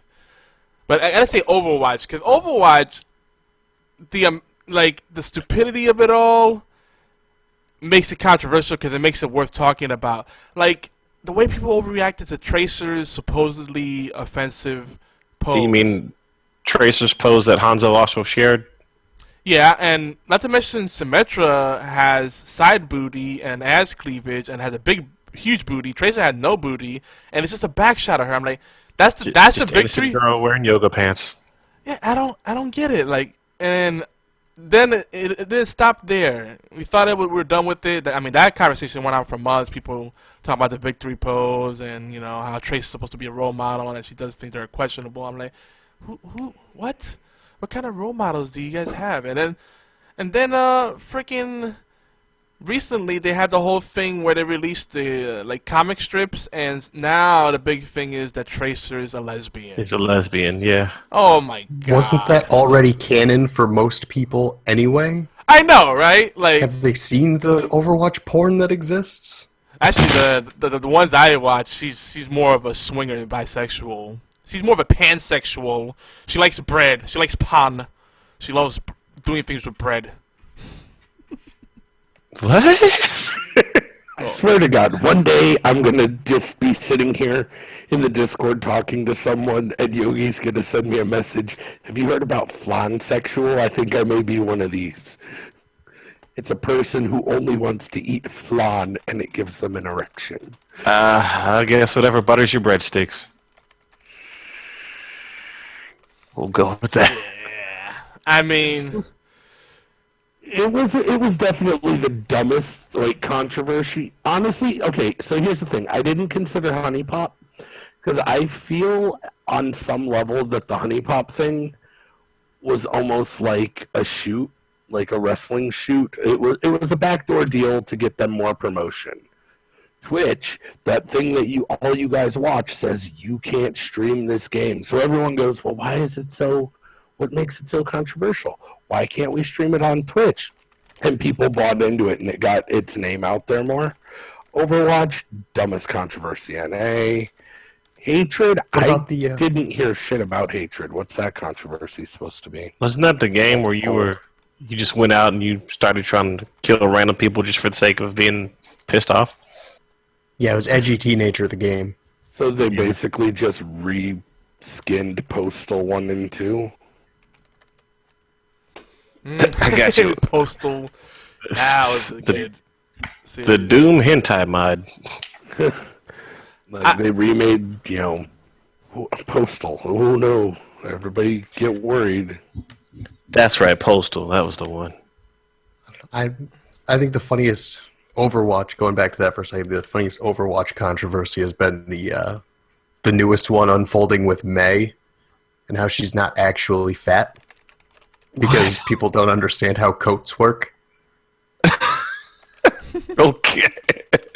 Wait, come again? Oh, you haven't seen any of this? Oh my god. No, wait. Run it by me again? I want to make sure I heard People you are right. upset. Sorry, People are Chevy upset Chasers. because May isn't morbidly obese. She just wears a large winter coat. Oh my lord. Yeah. Okay, in fairness, as part of the fat community, we got Roadhog. Why is anyone bitching? That's true. I mean, You can't make Roadhog look hot, though. when it comes to diversity, Overwatch it pretty much covers a broad spectrum. Every color, every shape, Every age. Yep, every age. I mean, most games don't even bother. They don't even put in the effort. Like, I don't know. League of Legends for some reason loves really skinny, like rail fin women for some reason. And there's a scientist gorilla. Scientist gorilla. Yeah. Harambe lives on. Yeah, every demographic's covered. You play Smite, and everybody's bootylicious and got titties for days. I mean, even the men do for some reason. It's like,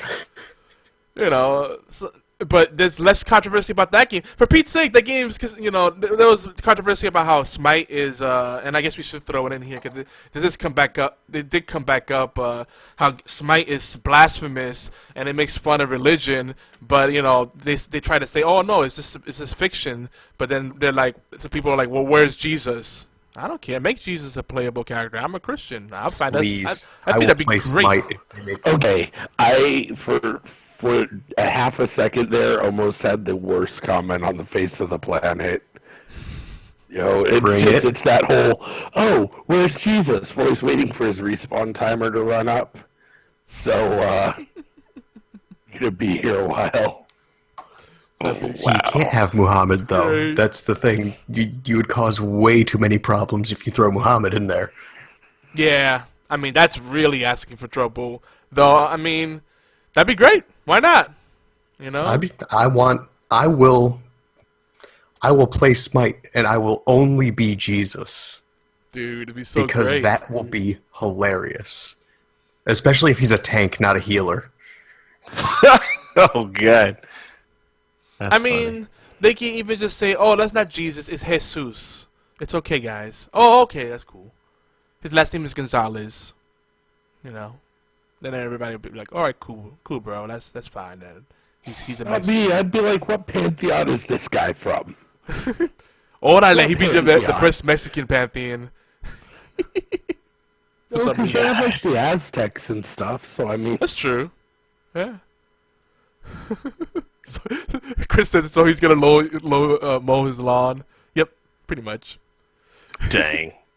That'd be his ultimate. He gets on like the world's biggest lawnmower and just runs over people while making everybody's water turn into wine. Yay! So he would look like Snoop Dogg?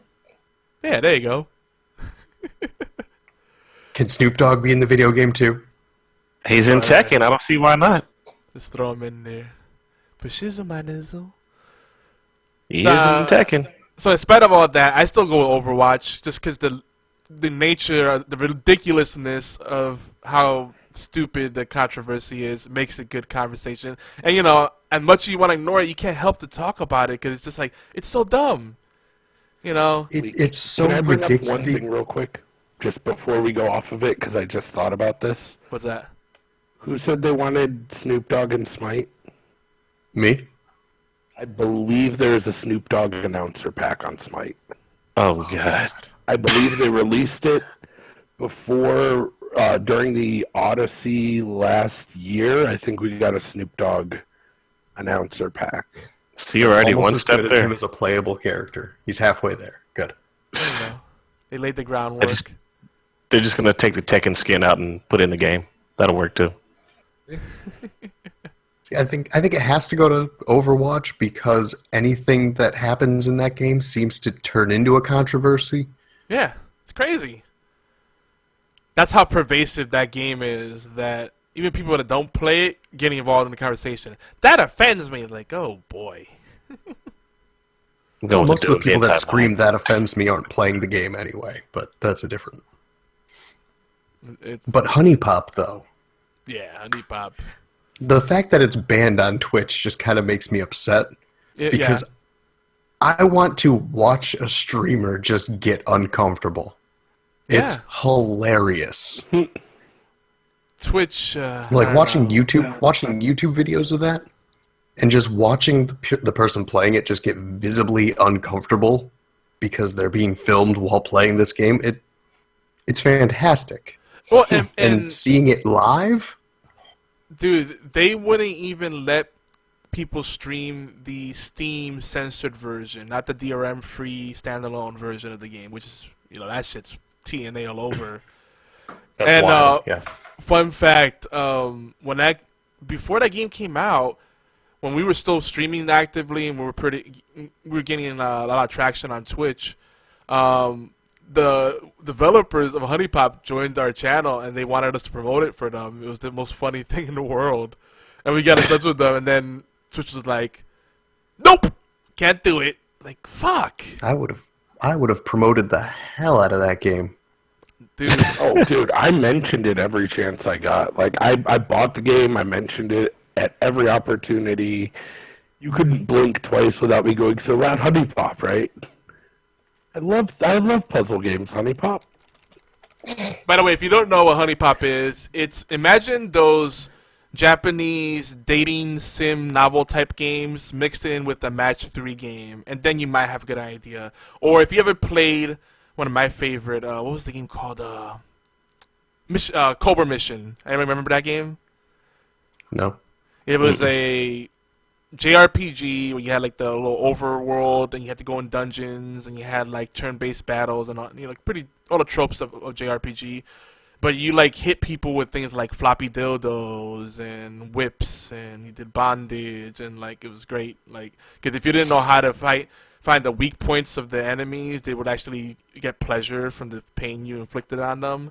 And one of your informants, you're a detective, by the way, and one of your informants is a nerd that likes panties. So when you bring him used panties, he gives you more information. And like he'll trade photos of like hot girls that you're supposed to protect, but then somehow like the girls you protect that end up becoming informants, so you can find the big mob lord, the crime lord. They end up falling for you, and you're like, there's a mid-side game where you gotta like kind of woo them by talking to them a lot, visiting them, checking in on them, and eventually they fall in love with you and it lets you get in their panties. It's a pretty deep game for what it was back in the early '90s. That sounds ridiculous. It's great. Cobra Mission. Look it up. You'll thank me later. It's Commodore 64 and x86. It's like early microcomputer kind of game. Well, not that early, but early enough. The thing was late 80s, early 90s. Yeah, something like that. Cobra Mission. But yeah. And even with all of that, Overwatch still wins. At least for some of us. And No Man's Sky, of course, is in the mix. But I was going to go with the Doom hentai mod, but that's cool. That's cool. Oh, you want to go with Doom Hentai mod? Was that controversial? Yeah. Okay. I mean, it was pretty. Yeah. Wait, I thought your choice was No Man's Sky. As much as I hate that game, I mean, Doom hentai, yeah.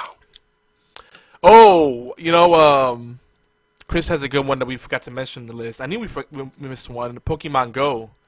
Cause that there were a lot of issues people were complaining about with that game, like people cheating, and then the cheaters being banned, and then people in certain neighborhoods not having shops and other attractions near them, and yada yada yada. Oh, do you use the thing that lets you basically stay still and get everything near you? Like you fake the GPS? Yeah. Oh, Yeah. absolutely. It's like, fuck the purpose of this game. I'm just gonna sit still and collect Pokemon. Yep, that'd be. But me. I would do that while I was at work, and then when I got home, I would then take my son out for a walk down to where all the shops and gyms were near my house. Legit. Yeah. Cool. So I would just be constantly bouncing back and forth, but while I'm at work, I'm like, I can't leave my desk and go catch Pokemon, and these Pokemon aren't going to catch themselves. Well, the other thing with Pokemon Go that was a big thing was how in the permissions it basically asked you for your social security number, your firstborn. I mean, it was very invasive. Like the way they had it set full up. access. Full access. Yeah, it's full access to your Gmail, everything tied to your Crazy. Gmail account. Yep. Crazy. That was just. I'm going to buy what they said, that it was just an error when confirming all the access that they needed, and it was like, just access all of it. I'll just say there was an error when they just didn't go through and edit out the stuff that they didn't need, not some nefarious scheme by Niantic to steal my identity. Well, and to be fair, and then we'll move on. If you don't look at the permissions on mobile games, you won't notice it. But if you do look at it, it's scary. Like, why do all these games have access to my phone to make phone calls? Why would a game possibly need that? Like, some of the shit that's in the permissions, man, is really shady. Yeah. Well, look at what Facebook allows on their app, what they have access to, and then you'll immediately delete the app and not use it on your phone again. That would have been done a long time ago, because it's like every time you look up, they're saying they're updating the privacy policy, but it's just always another loophole to try and get you to not know what's going on. Yeah. All right, next one. Most weird Next. game. That is. Do we need an explanation here? Shower with Your Dad Simulator 2015. The Jackbox Volume 1, 2, or 3. Ben's Sausage Roll. Adventure Capitalist. This other one that I think we could put in here. That we're probably like... I'm going to put the ones in here just to troll my wife. Because she's really big on this. My Singing Monsters. Though I understand why that game is cool. I just want to troll it. There's two games that I don't understand why they're on there. Okay. The Jackbox Collections Yeah. and Adventure Capitalist. Oh, Adventure Capitalist is a total legit one. I put a Jackbox in there to troll. Because Jackbox is weird because when Cookie Masterson says certain things, you're like, what the fuck is he talking about? In that aspect, it's weird. But the game itself is not that weird. It's zany. Adventure Capitalist is weird, though, because when you really start to think about it, you're like, why am I doing this? It's just fucking, it's a never-ending shitstorm. I'm going to upgrade this, I'm going to get Angel Investor, I'm going to get this, I'm going to upgrade this, click, click, click. Yeah, click, but click. it's the same thing as every other click game. Like every other clicker game. Right, and Clicker this one... Hero, Cookie Clicker. Right, and they're all shit. So, I'm just using Adventure Capitalist I'm a Clear Heroes fan, though. this one is one of the most popular ones, so it's representative of that kind of genre. Like, it's a guilty pleasure, but when you stop to think about it, it's like, damn, this is such a waste of time. And I get it, it's an idle game, that's the whole point, but... I mean, The Sims is here. Hmm? The Sims isn't on here. You can make a Sasquatch hump an alien Kill your parents, make them into ghosts that you still live with that haunt you and tell you how you've dishonored the family by not blowing your dog. Like, The Sims is one of the most fucked games to ever exist. Alright, I'll put Sims 4. Is that the last one? Yeah, I You think can so. put Sims any of them. I mean, it's just a screwed franchise. And then people are doing things that they could do in real life, but have chosen to do in a video game. That's true. Can't drown somebody in the pool by taking the ladder out, though. Oh, yeah, you can. You just got to deal with the consequences. That's what I'm saying. You don't have to deal with the consequences in the game. It's just, oh no, there's no ladder in the pool, despite the fact that you can jump plenty up. of games. There's plenty of games though that are just blatant mimicry of what you can already do in real life. Right. Like but, on top of that, the truck aliens- sim games. Right. I hate sim games as a whole. Like, let's get that out there. Not a sim game fan. Okay, I know the UK is going to hate me for that because they're all about them sim games. I'm not a sim game fan. I think that a sim game is pointless. It has no winning point. There's no reason. Rats. You've simulated something. Now, Why? hang on. Yeah. How do you feel about flight simulation games? Mm. I think Got them. the caveat should be if it's a simulation of something you could easily do, readily do, it's probably stupid. But if it's something like, how often do you get to ride around in a tank? And, you know, for the average person, that's cool. Okay, but at the same time, like, how, you know, I still don't get it. Like, you want to ride around in a tank in a sim game. You don't want the depth where there's just too much minutia. Like, there's a lot of mundane stuff you have to do. You want to be a just... goat. So you're thinking about... You wanna- You're talking about the outliers, Goat Simulator, Sims, but like the simulation genre to me is like flight simulators, you know, things like F-22, U-boat simulator, like those war sims where it's like you get the experience of being in battle without getting shot at for real, you know, or exploding Like in if the I play submarine. Battlefield? Yeah, but it's different. Yeah, not- because I have a goal. I can win in Battlefield. I can accomplish something in You Battlefield. still have goals in simulation games. Like, there are simulation Don't games that still fuck have up. objectives. Ta-da. There's your goal.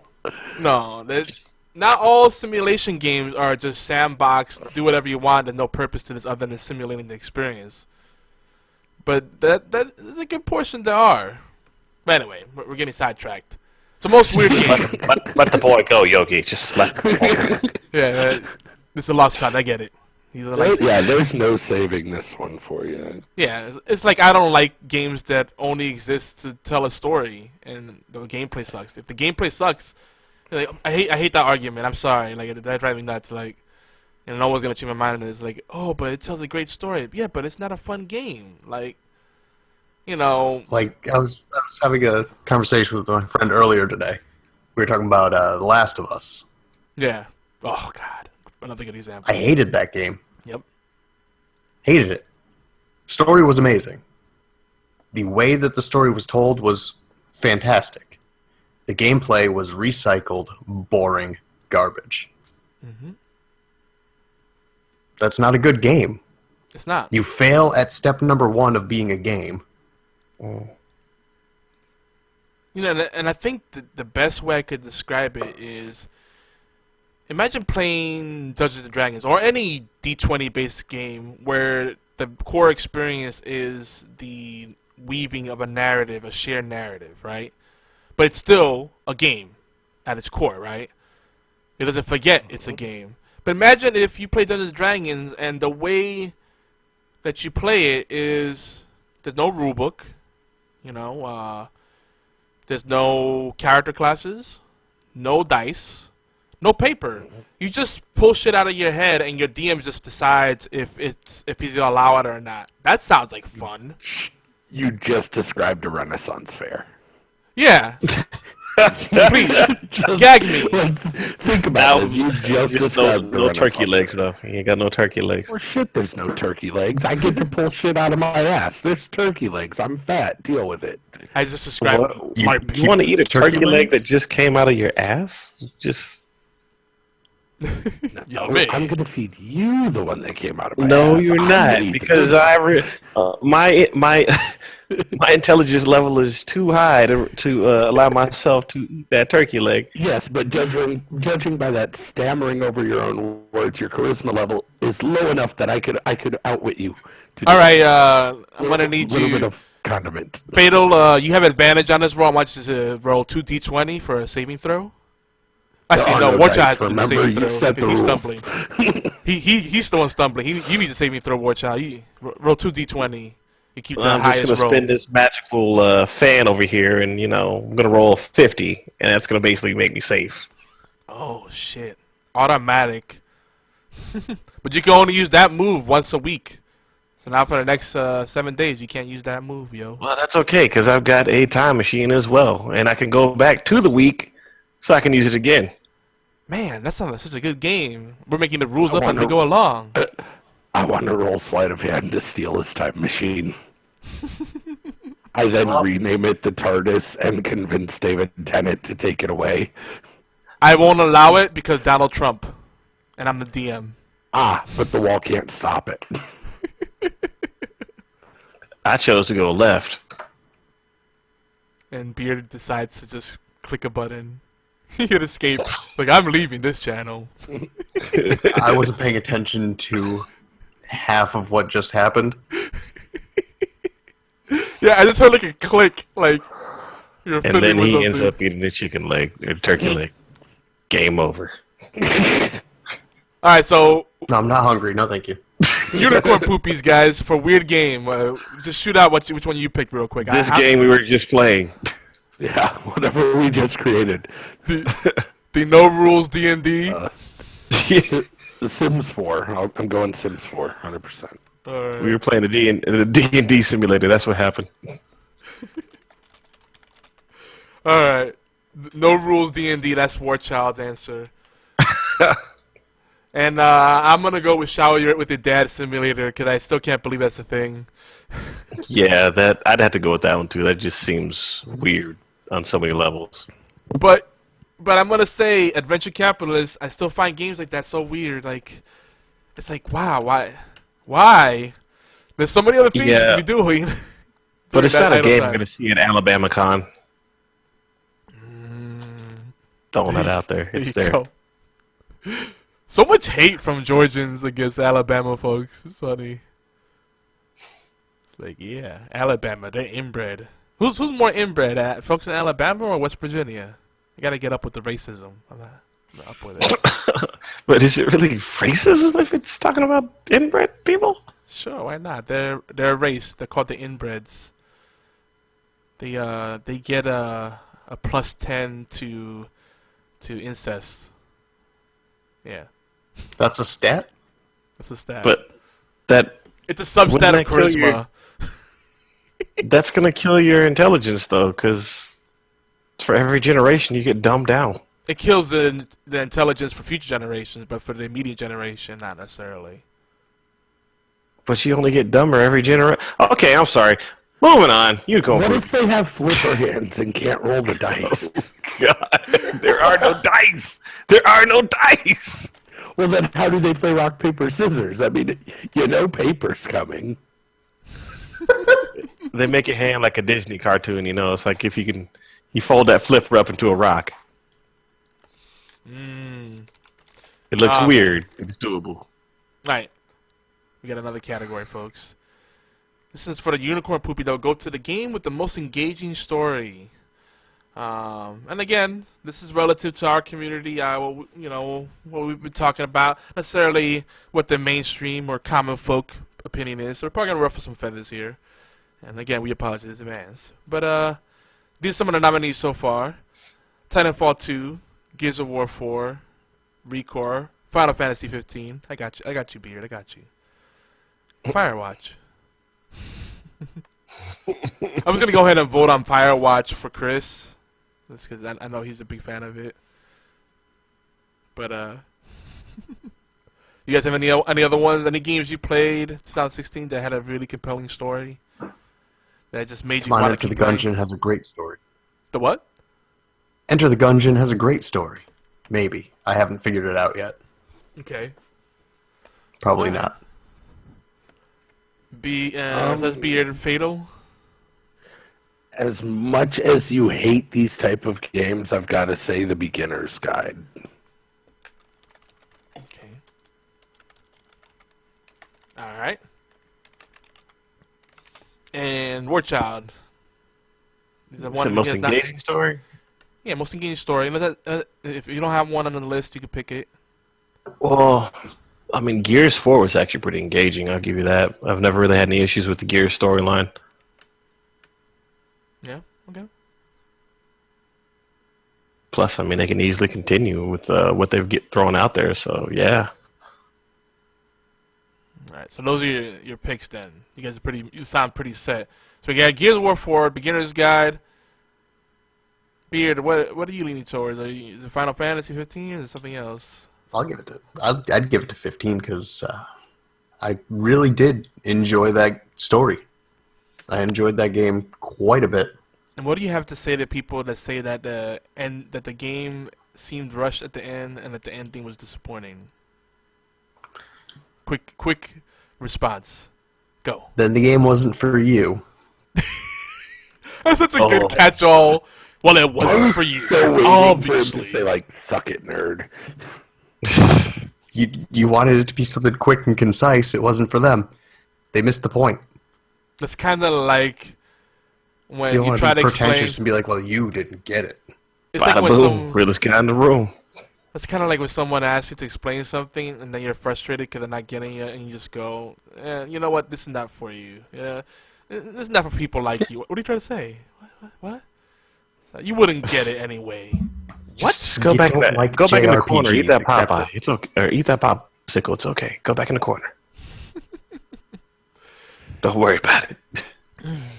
Now, here's the thing. For me, a really good story will carry an otherwise subpar gameplay experience. And with Firewatch, from my limited experience with it, it just didn't seem worth completing. So I can't give it to that, but I'll give it an honorable mention because I know a lot of people really do think that story is amazing, and it's breaking the mold, and it's avant-garde or whatever you want to say. And I gotta say, people are taking the risk. That's good. It's just not for me. I'm not that game is not for me. Like people would say, it's not for me. That's fine. I really need to pry myself away from multiplayer more and play Recore because I really enjoy that game. People really shit on it, and it's a lot better than people are saying. So, but I can't pick it because the only story I really completed this year, outside of Gears of War 4, and that's about it really, was Titanfall 2. So it's between. Why haven't you played Final Fantasy 15 yet? See, item A broke. You got stuff you can sell. You got no excuse. Yeah. If you had a PS4, I'd mail you Final Fantasy 15. Oh, in that case, hey, I'm gonna send you a place to send that. Actually, Talking about selling stuff, and it funny gets story. kinda There is a ow. PS4 in my household, and that's something I talk about very often. Is that a very proud moment? Did somebody accidentally drop it off for you or something, or what? Because you don't seem. My son got it as a gift, and Then why do you bother with your Xbox, then? Smart kid. well, he plays Xbox One still, so he's my Okay, son. smart kid with poor decision making. It happens. Hey. No. Oh, look, this is the guy who backstepped off PC to go to Xbox. And again, PC is too expensive to keep up with. I don't have money to repair the computer. I don't want to play it and I also play where all my friends play. Listen, let's be honest. Most of our friends that play on PC are flaky. That's why I don't bother with PC anymore. And I hate to say it, Well, but no, I've built a pretty solid core for various PC games. I'm glad you did. Because I just don't everybody I make know friends dropped anymore. off. Wow. 'Cause that's one thing I have to say. Like, PC gaming is the best way as far as variety and the price you pay, like for the per game and everything. But when it comes to getting a gaming group, man, it's like PC gamers will have the most OP rigs, but then they'll just play the one game. And for most, it's like CS:GO, League of Legends, or Minecraft. It's like, hey, let's play. Forget H1Z1. No one actually plays that game. They just talk Are about you it. kidding me? That game is poop. Oh my god. That game. Dude, you're like the only person I ever heard talk about H1Z1 since the release. Like, that game, I remember people playing the first month, and then it's like, yep, garbage, bye. You do realize You're just not- H1Z1 took over a fat majority of a CSGO community as well as the Call of Duty community, right? Yeah, he's just not in that circle. In his circle, everyone that played H1Z1 was like, nah, fuck it, I'm not playing it. Well, that's But the because they majority- don't have anything to talk about while they're driving the U-boat on the simulator game.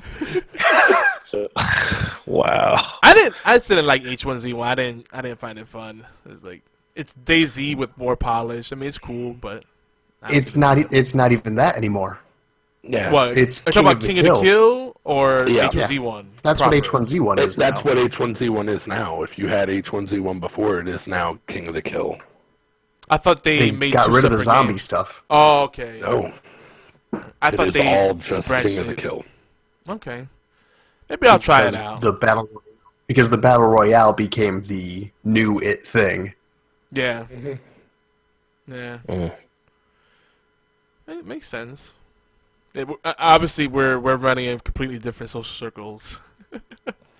and I want to be Yeah. clear, because sometimes people think my sarcasm is be condescending. This is how I talk. Just because I don't like something and I shouldn't, it doesn't mean you shouldn't like it. It's nothing personal, folks. That's just, I have strong opinions, and I like certain things. I know what I like, and that's what I stick with. So, And you're wrong most of the time, but that's okay. That's Starbucks, fine. horn-rimmed glasses. I don't know. Someone Google hipster and just run down the list. I mean, God. people give me shit all the time because I play on PC and I play on Xbox One, but I mainly play on Xbox these days. They're like, that's redundant. Why don't you have a? They're like, why do you have an Xbox and a PC? It's basically the same thing. It's like, no, not really, because I go where the friends are. Like, if there's things I can't play on Xbox, I'll get it on PC. Otherwise, I'm gonna get an Xbox. That's my preferred platform right now because it's more convenient, and that's where more of my friends are playing, and it's easier to coordinate groups. You know. Steam for me, like these days, is just like just to check in to see how many people are playing League of Legends or whatever is hot for that week. Telling you, it's weird, very weird. I got a $10,000 gaming computer. Let's play some more League of Legends. Makes no sense. Yeah, but they can get 6,000 frames a second for it. Yeah, exactly. Like, I got my frames unlocked. Look at them just shoot through the roof. Oh, it's like butter. It's so smooth. Next category, I mean, we got time for a few more. Get so off track. I know. So we do. That's what we do when we get together. I'm just sitting back chilling like, okay. Yeah, We'll get there eventually. I apologize if I seem off tonight. It's been a particularly rough week, very rough month. But the week, I'm not even getting into it. But yeah, hopefully next week be a different story. Stay tuned. But next category, this is Unicorn Poopie for the most impactful game. Now, impact is a very general thing. This is something that for whatever reason just had oomph. Maybe it's very pervasive. It just left us with our jaw dropped. It gave us the feels, whatever it is. No Man's Sky.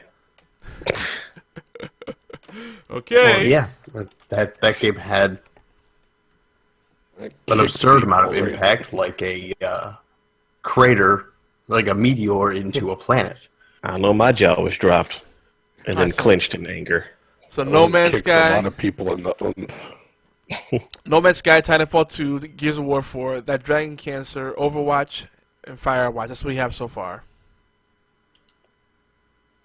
Here's the thing, it's Overwatch because none of those games on Twitch are relevant outside of Overwatch. Yeah. What about what that Dragon Cancer has done? That Dragon Cancer was an interesting art piece. Right. The game itself. that What last has it done, really? The What do you- irony is that the game itself was cancer. I'm sorry. Jeez. I'm sorry. Someone had to make the joke. I'll be the asshole. I was going to make that joke, but I think I was going to make a worse version of that, but okay. Well, here's the thing. That Dragon Cancer should have had a really big impact. And I know it got the Game Awards. The Keeleys gave it the impact award. But the impact was reduced by how they pulled a Nintendo with the third-party support and just shit on the community, the gaming community. And just, all the stuff that kind of followed that. Like, they basically got mad at people for not understanding their artistic vision, and they got mad at people for getting mad at them for not allowing them to do gameplay videos and review it, And honestly, if it was a good game, it wouldn't have mattered. Like, it's not the reviewers killing you, it's not the Let's Plays that are killing you, it's the fact that it's not a good game. It's a great story, it's a great experience, it has high impact. Definitely gives you a feeling. I mean, people were legit crying at the end of it. And, I totally get it. It's a great art piece, but, like Beard said, not a very great game. So it's like, it's not a good game, and it didn't really impact as much as it should have, so that already puts it in a bad place. I want to kind of say Overwatch, but I'm going to be a hipster here, and I'm going to go with Gears of War 4, just for personal impact. The impact that game had for me, it caught me off guard. Because I wouldn't call myself a mega fan of Gears. Like, I love the Gears series, but it's like, I don't feel like I have to get every Gears game that comes out. But this one had such an impact at the end that I can't wait for the next one, and it made me want to go back to the previous Gears and replay those campaigns. And again, I'm mainly a multiplayer kind of guy, so to say that it's quite an impact. And a lot of folks that I talked to, it seemed like they felt the same way about the story, and they're really happy with it. Especially after the debacle that was freaking Judgment. What are you guys thinking? Yeah, Judgment wasn't. Yeah. Beard. I think Overwatch had the largest impact this year as far as, say, Twitch is concerned.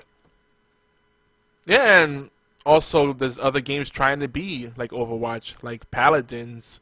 Hey, look, I love High-Res Studios. I love Smite and just about everything they do, but Paladins really does feel like it's gunning for Overwatch's spot. Well, I mean, that's the goal. A lot of the mechanics. That's always going to be the goal. A lot of the mechanics and characters feel like straight out of the Overwatch playbook, too. So, isn't Overwatch just a ripoff of Team Fortress 2? It's not as blatant though. Like there's enough unique stuff there to make Overwatch its own thing. But yeah, it's that same kind of. Paladins is still early access. They can flesh more out to it to make it different yet gun for Overwatch. I mean, I think Overwatch has the.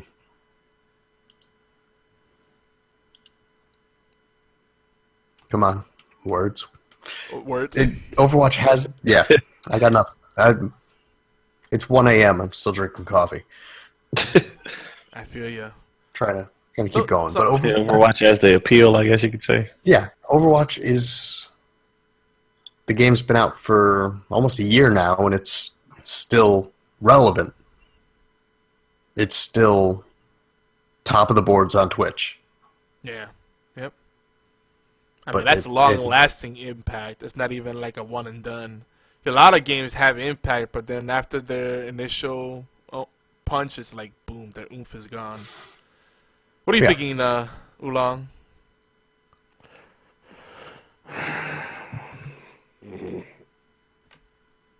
Yeah?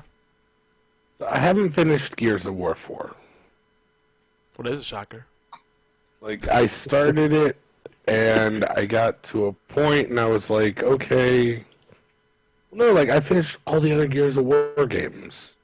Just 4, I don't know. So I can't really chime in on Gears of War 4. I haven't even started Titanfall 2.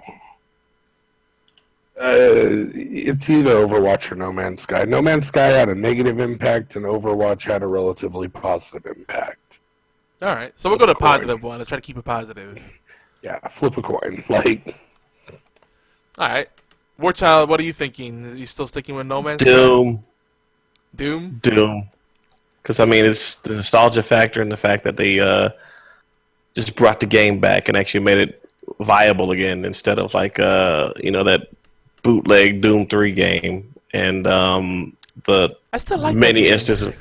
I still couldn't get behind it, man. It's like Flashlight Survivor. I'm sorry. That's all it really is. Mm-hmm. But this version of Doom it actually made it worthwhile again, and the whole community, the whole Doom community at least as a whole. Well, I guess it would be the whole community as a whole. That's like double negative. Sorry, but still, it's just the whole community was just taken aback by it. Especially, I can't remember what QuakeCon it was, but they were quiet about the whole thing. Yeah. And It was considering pretty well-kept secret. Yeah. And then, I agree. Doom is one I forgot to put in here. It definitely had an impact because it made the franchise relevant again, and I think it's going to be a top shooter. It's going to be a big player now again. I hope it keeps this momentum going. 'Cause I'm a big Doom I really fan. want to see a Doom 2, or whatever they're going to call it. It's going to be so weird. It's a reboot, but not really. I don't know. So we'll see. All right. Speaking of, you mentioned community. That's a good way for us to get into this next one. Best community and fanfares. Overall community, like just that support. And I think we'll stop on this one. Yeah, it's probably a good stopping point, depending how long we take with this. So we got Smite, Overwatch, Destiny, League of Legends. I laugh as I say that because every time we put Overwatch, I feel like Overwatch automatically wins. It's because it's the new shiny. Yeah. But then again, League of Legends is the community. Right? I mean, See, that's what's there's interesting. there's none bigger. That's the esport. It's the biggest community, but I don't think it's as engaged, especially with what's her name, Nika Harper. She's no longer with them, and she was really like the PR person over there. So without her there, what are you doing, Kat? What are you doing? so I have a question. Is it possible to add half of a game on here? What happened? What half? So I want to put in the Infinite Warfare Zombies community while leaving out the multiplayer community. Is that viable? Can I do that, like the Zombies community? Yeah, I buy that. Because the Zombies community is pretty killer, and like Lee Ross has been super big about keeping in contact with everyone. They're taking fans' opinions into consideration. They asked fans what they wanted to see in Fate and Fortune cards, and a lot of aspects of upcoming DLC months in advance when it could still have an impact. In case you guys didn't know, that's probably where I'm going to be aiming for too. It's just COD Zombies community is beastie, dude. I feel Call of Duty has gone down the shitter, but if they made a Zombies HD compilation, I'd be all over that. If That's a lot of fun. Treyarch did. Yeah. Not just all the zombies, period, from the Call of Duty Well, together. If they could somehow For the longest time, Including the alien one? Treyarch did all of them. Up until this is Infinity Ward's first real run at it. Other Sledgehammer tried Exo Zombies, but Yeah, so I think it'd be cool. Play Mob of the Dead. You know, play. I can't think of any other ones right now, but I'm a big Mob of the Dead guy. I'm like Shangri-La, Kino Der Toten, Noct. See, I'm not as big into it as you are. Like I said, yeah, but that's also, that's a community I follow. Like, I'm waiting. I just got to throw this out here because I was super happy. I'm waiting for the new DLC because Kevin Smith is in it. Oh, he's got such a great gruffy voice. Like, hey, you guys are cock and balls. The first one was fucking David Hasselhoff. This is a 90s slasher and we get Kevin Smith. I fucking lost my... Like, I was standing in Subway. My buddy calls me. He's like, are you sitting down? I was like, no. Getting a sub. He's like, sit down. So I sit down, and he's like, Kevin Smith is in the new Rave in the Redwoods. And I was like, oh, no. See, you scared me for a second because you mentioned Kevin Smith, and I expected something to have... automatically I'm thinking about cock and balls, and I'm like, did he ask you to sit down in his cock? That's weird. I don't know. No. I've gotten older with the new birthday, and I accidentally sat down on my balls. That was painful. Oh, dude! The first time you do that, swing them out first. The first time you do that, you're like, "Yep, I'm getting old." Like to be able to sit on your own ball, that just sounds fucked up. But yep, it takes skill. What's wrong with you, kitty? Lay down. She's so restless right now. She's like laying on my lap, and then she's like standing up, like, you're not rubbing me the right way. Prima donna. All right, Beard, what's your pick for best community? Do I even have to ask? You gonna stick with League of Legends? I'll stick with League just because it's... Now, mind you, I said best, not biggest. In numbers alone, I mean, they're... Just based on the numbers, there has to be... It can't all be that bad, right? Yeah, that's a toxic community, I hate to say. For the most part, the average game of League of Legends, if you play 5 matches of League of Legends and you don't have at least 3 matches where someone tells you to go drink bleach or that they did something to your mother's holes, then you're probably not playing League of Legends. Okay. So the Call of Duty fan base didn't grow up, they just switched to League? Pretty much. Yeah, they alternate. Okay. That's fine. Alright, so obviously Ulan's going with Call of Duty Zombies community. WarChildMKIV, how about you?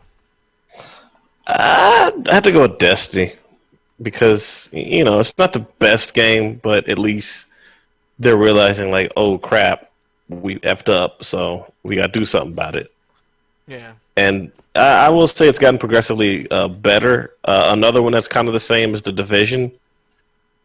You know, and again, these are like two major titles that when they first came out, they were just like, it felt like a waste of money and a waste of time, especially once you got done with the story mode on both of them. But now they're getting better, so I'd have to say probably Destiny out of the two of them. Destiny and The Division, they both have podcasts dedicated to them that are still running today through all the growing pains. You know, Destiny has all sorts of fan events. And obviously it's a huge community. It's weird. It's niche and it's also mainstream at the same time. Like it's really hard to describe the Destiny community. You know what I mean? Like it's like if you look at your friends list, I don't know. For most of the time, like, I look at people's friends list, you know, my own included, and it's like a small portion of your friends list is playing Destiny on a regular basis, right? There's always like because everyone bought Destiny, right? Do you know anyone who didn't buy it? I can think of a few, yeah. But yeah, most people bought it because it was supposed to be a system seller, right? It was bridging that gap between the last gen and next gen, much like Titanfall was supposed to do in some other games. So it's a flagship title. I gotta say, Destiny's community is really hardcore. Like the really devout Destiny players, like that's all they play, and it's crazy. Like it's like their League of Legends, and they're so passionate about it. It makes me want to go back to Destiny, even though I'm like, no, fuck that game, I'm done.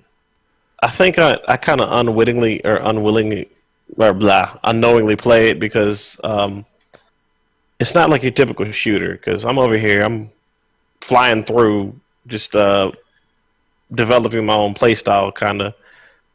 And I hate the PvP. On a decent day, I'm actually getting a positive KD ratio.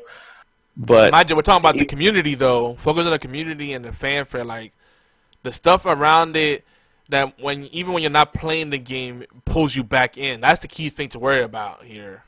Well, yeah, I mean that's also what I'm saying too. It's like just at least knowing that you've got a community of people that you can actually find that are ready to do any of the events, no matter how old the game has been. And then you've had I think there's even a Destiny convention right now.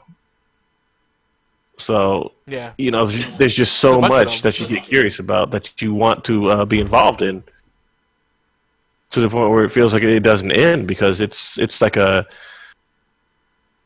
it's almost like it's turned into a kind of lifestyle, so to speak. Because and I know that's going out on a huge limb, but like at my job, I've seen people walk through the airport with the Destiny logo T-shirts. I've seen people walk through the airport with freaking Iron Lord shirts. I mean, I've seen a vast majority of things, and even whenever I'm like working a flight, I'll go out of my way to notice somebody wearing a certain type of T-shirt, especially Destiny ones, man. So it's like it's still, through all the imperfections that it's still a very big community. Yeah. I don't know if it's massive, if it's even big, but it's definitely a dedicated community. Because, I mean, I tell you, the few friends I have that still consistently play Destiny, and not counting yourself, but the really hardcore ones, it's like when I try to tell them about a free game, hey, let's play this. You should install this. Oh no, I'm gonna do some VOG. Like, yeah, you did that yesterday. I'm gonna do it again. Like, come on, wow. Vault of Glass was really fucking good, though.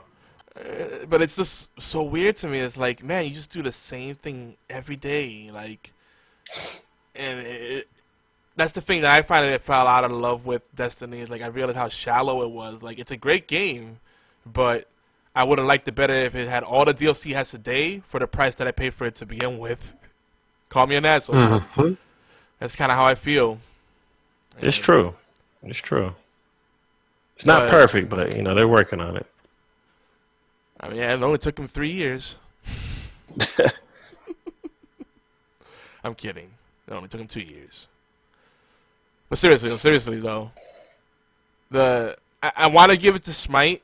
Because I love all the, like, Smite has the season ticket that lets you play fantasy sports and place bets in game and earn awards and other stuff, and it gets the conversation going. And the more I play Smite, the more I want to listen to podcasts and talk to people about Smite. And it always finds a way to bring me back, and then it's just. The only time I get away from Smite is when I'm like, all right, I need to have a life, and this game's addicting. And the community and the fanfare around it just does it for me. Like, to me, Overwatch, yeah, it's Blizzard, they have that, but it's not as tightly knit. Like, I can email a contact at Hi-Res Studios and they'll respond to me. They will take my suggestions into account. If I really wanted to have people like devs join us on podcasts, they'd gladly do it. They support the community openly, and to me, that's the pinnacle of having a community you could call good or the best. Having that kind of access, that kind of interaction, and Destiny has the more loyal fans, the more hardcore fans. So it's a tough call. The thing at the end of the day, you know, Bungie, they're not high res. They don't give you that kind of access. They're taking the feedback, but there's not really that direct line to them. You know what I mean? And I think that's what puts the community at a loss, because that's the place. You know, Destiny's a community where, and I guess both are viable, right? Like, Destiny stays afloat because the community is awesome. Like, the players keep that game alive, not the developers. You know what I mean? Mm-hmm. Whereas in a game like Smite, it's constant updates and rebalancing and events and a constant feedback loop that involves everyone that's keeping it afloat, not just the fans. You know, High Res made some big mistakes, like the way they handled Tribes Ascend and some other shit. They had some failed projects, but they're killing it with Smite. Smite almost went into obscurity because everybody wanted to jump on the MOBA bandwagon, and now they're one of the top esports games. You know, they fought because they involve their community, like in meaningful ways. So, you know, listening to your passion for it, WarChild, it makes you want to say Destiny. But I still got, you know what? I still got to give it to Smite, and just the high res community as a whole. Plus, they're in Georgia. That's my pick. There's the truth. Gotta go with what you know. Hey, you know, support local business. That's my excuse. I'm gonna catch all. Yeah, so like, you know, we got 1, 2, 3, 4, 5, 6, 7 categories done. Out of how many? You said 60? Yeah. Sorry. We can skip a few of them. Now, I just want to say a PSA, because I got some feedback, and you know, I'm not mentioning names, you know, but I do appreciate feedback. And apparently, I came off as rude. And if I come off as rude or condescending, believe me, I'm not trying to be. You'll know when I'm being condescending. It's just I'm the one trying to be. Yeah, I don't know if you guys know that sometimes I just try to hurry it along, so I just kind of like, you know, I interject to kind of move things along, because like things like arguing about our categories, you know, I like the chat feedback, I like the emails we get on it, but if we get stuck on that for too long, like, well, I disagree because of this, well, let's just move forward with this assumption, and, you know, because I've given this lots of thought, and it's not like I just, you know, said, hey, this is the category, you know, we've prepared for this. We prepared for this for a long time, and we're going to go even longer doing it. So, you know, there's a method to our madness. So, you know, the discussion is important, but I also don't want to get, like, caught up on, like, the minutia stuff. It's like, hey, let's do a brief history of the word butt and how it could be used. Okay, cool. Let's go for 40 minutes on that. Well, see you next week, folks. That's how they go anyway, though. Right. We will spend 45 minutes talking about butts. Right, but we've been pretty good about having diversity in the topics, right? Like, we'll go off on a lot of tangents, but we don't get stuck on, like, the minutia of it. Like, there's sometimes we get close to it, though.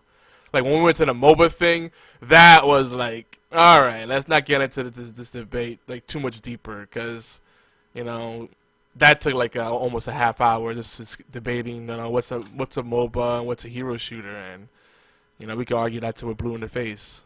Yeah. But, as long as you include Badunkadunks, we're good. That's right. As long as you got that in there, you're good to go. But folks, it's that time. Borderlands is a hero shooter. The what? What's a hero shooter? Borderlands is a hero shooter. Yeah, I would definitely say it's a hero shooter. Overwatch, I think, is on that thin line where if you call it a MOBA, I ain't mad at you. If you call it a hero shooter, I ain't mad at you. Just don't tell me I'm wrong when I call it a MOBA. That's all I'm saying. I'll be mad at you no matter what you say. I know. That's love right there. That's just the kind of guy I am. Yeah, that is love. That's what I've learned. When people love you, they're constantly telling you how things offend them and how you need to fix things. Like, damn. Please, don't love me anymore, folks. It's a lot of work. I can only keep up with so much of it. Yeah, keep it down to, like, a small circle of love. Otherwise, it's overload circuits. Overloaded circuits. Yeah. But anyway, moving on. Being a hat. When you're not doing the podcast thing with us and joining us for our abundant Retro Friday and other Twitch streams, what are you doing? Where can we find you? You can't. Ever? No, you can find me on Twitter. That's the easiest place to find me. Sometimes I stream. Most of the time I don't. True story. Blades, where can we find you? So yeah, you find me on Twitter at TSC Blades. Usually trying to do some kind of podcast things. Hopefully, I'll be at MLG Atlanta. If anyone's going to be out there, if you see me, come hang out, say hi.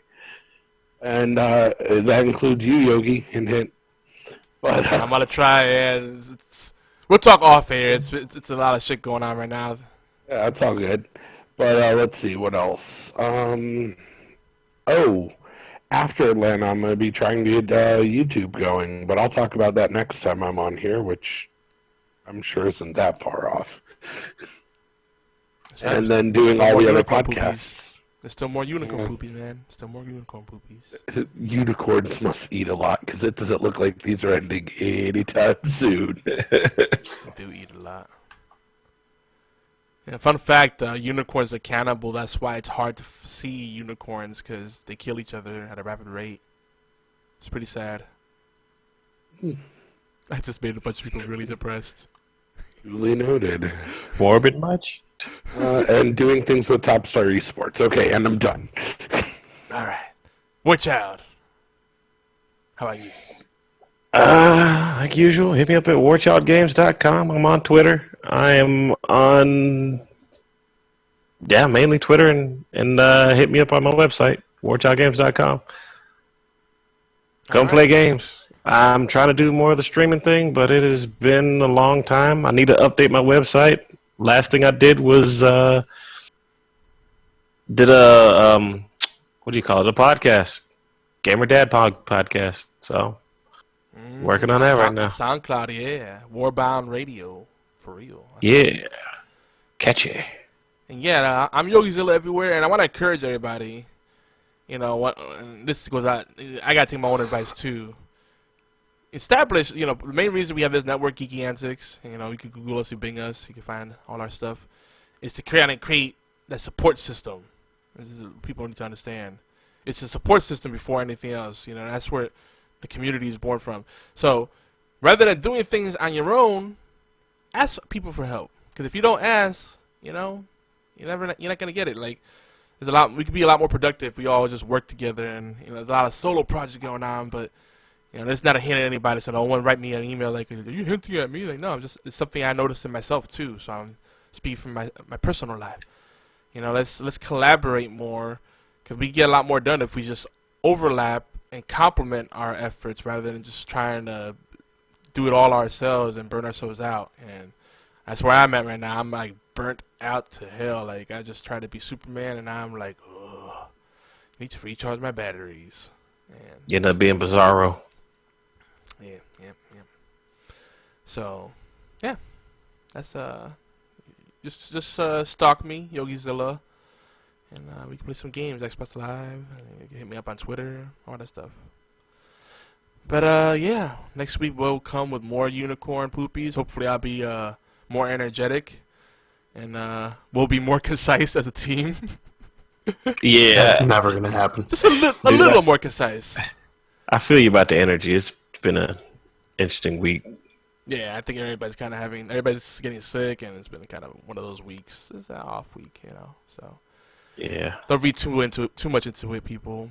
But that'll be our homework. Is that we're not gonna say we won't have tangents and be derailed. That's what we do on this show. But we will try not to just get stuck on little details that are silly. It's like, should it be the word to or from? I don't know. Is that your, like Y-O-U-R, or is it apostrophe R-E? Is that a contraction or no? What's the possessive form of its? I'm not sure. Those are the kind of details that's like, yeah, it's funny at first, and then it's like an hour later, well, see you next week. So Several hours later. So, once again, the condensed version of our outro, and we'll see you for episode 164, round 6 of the Unicorn Poopies and other assorted flavors. See you next time. Later, taters! Bye. Peace. Peace out.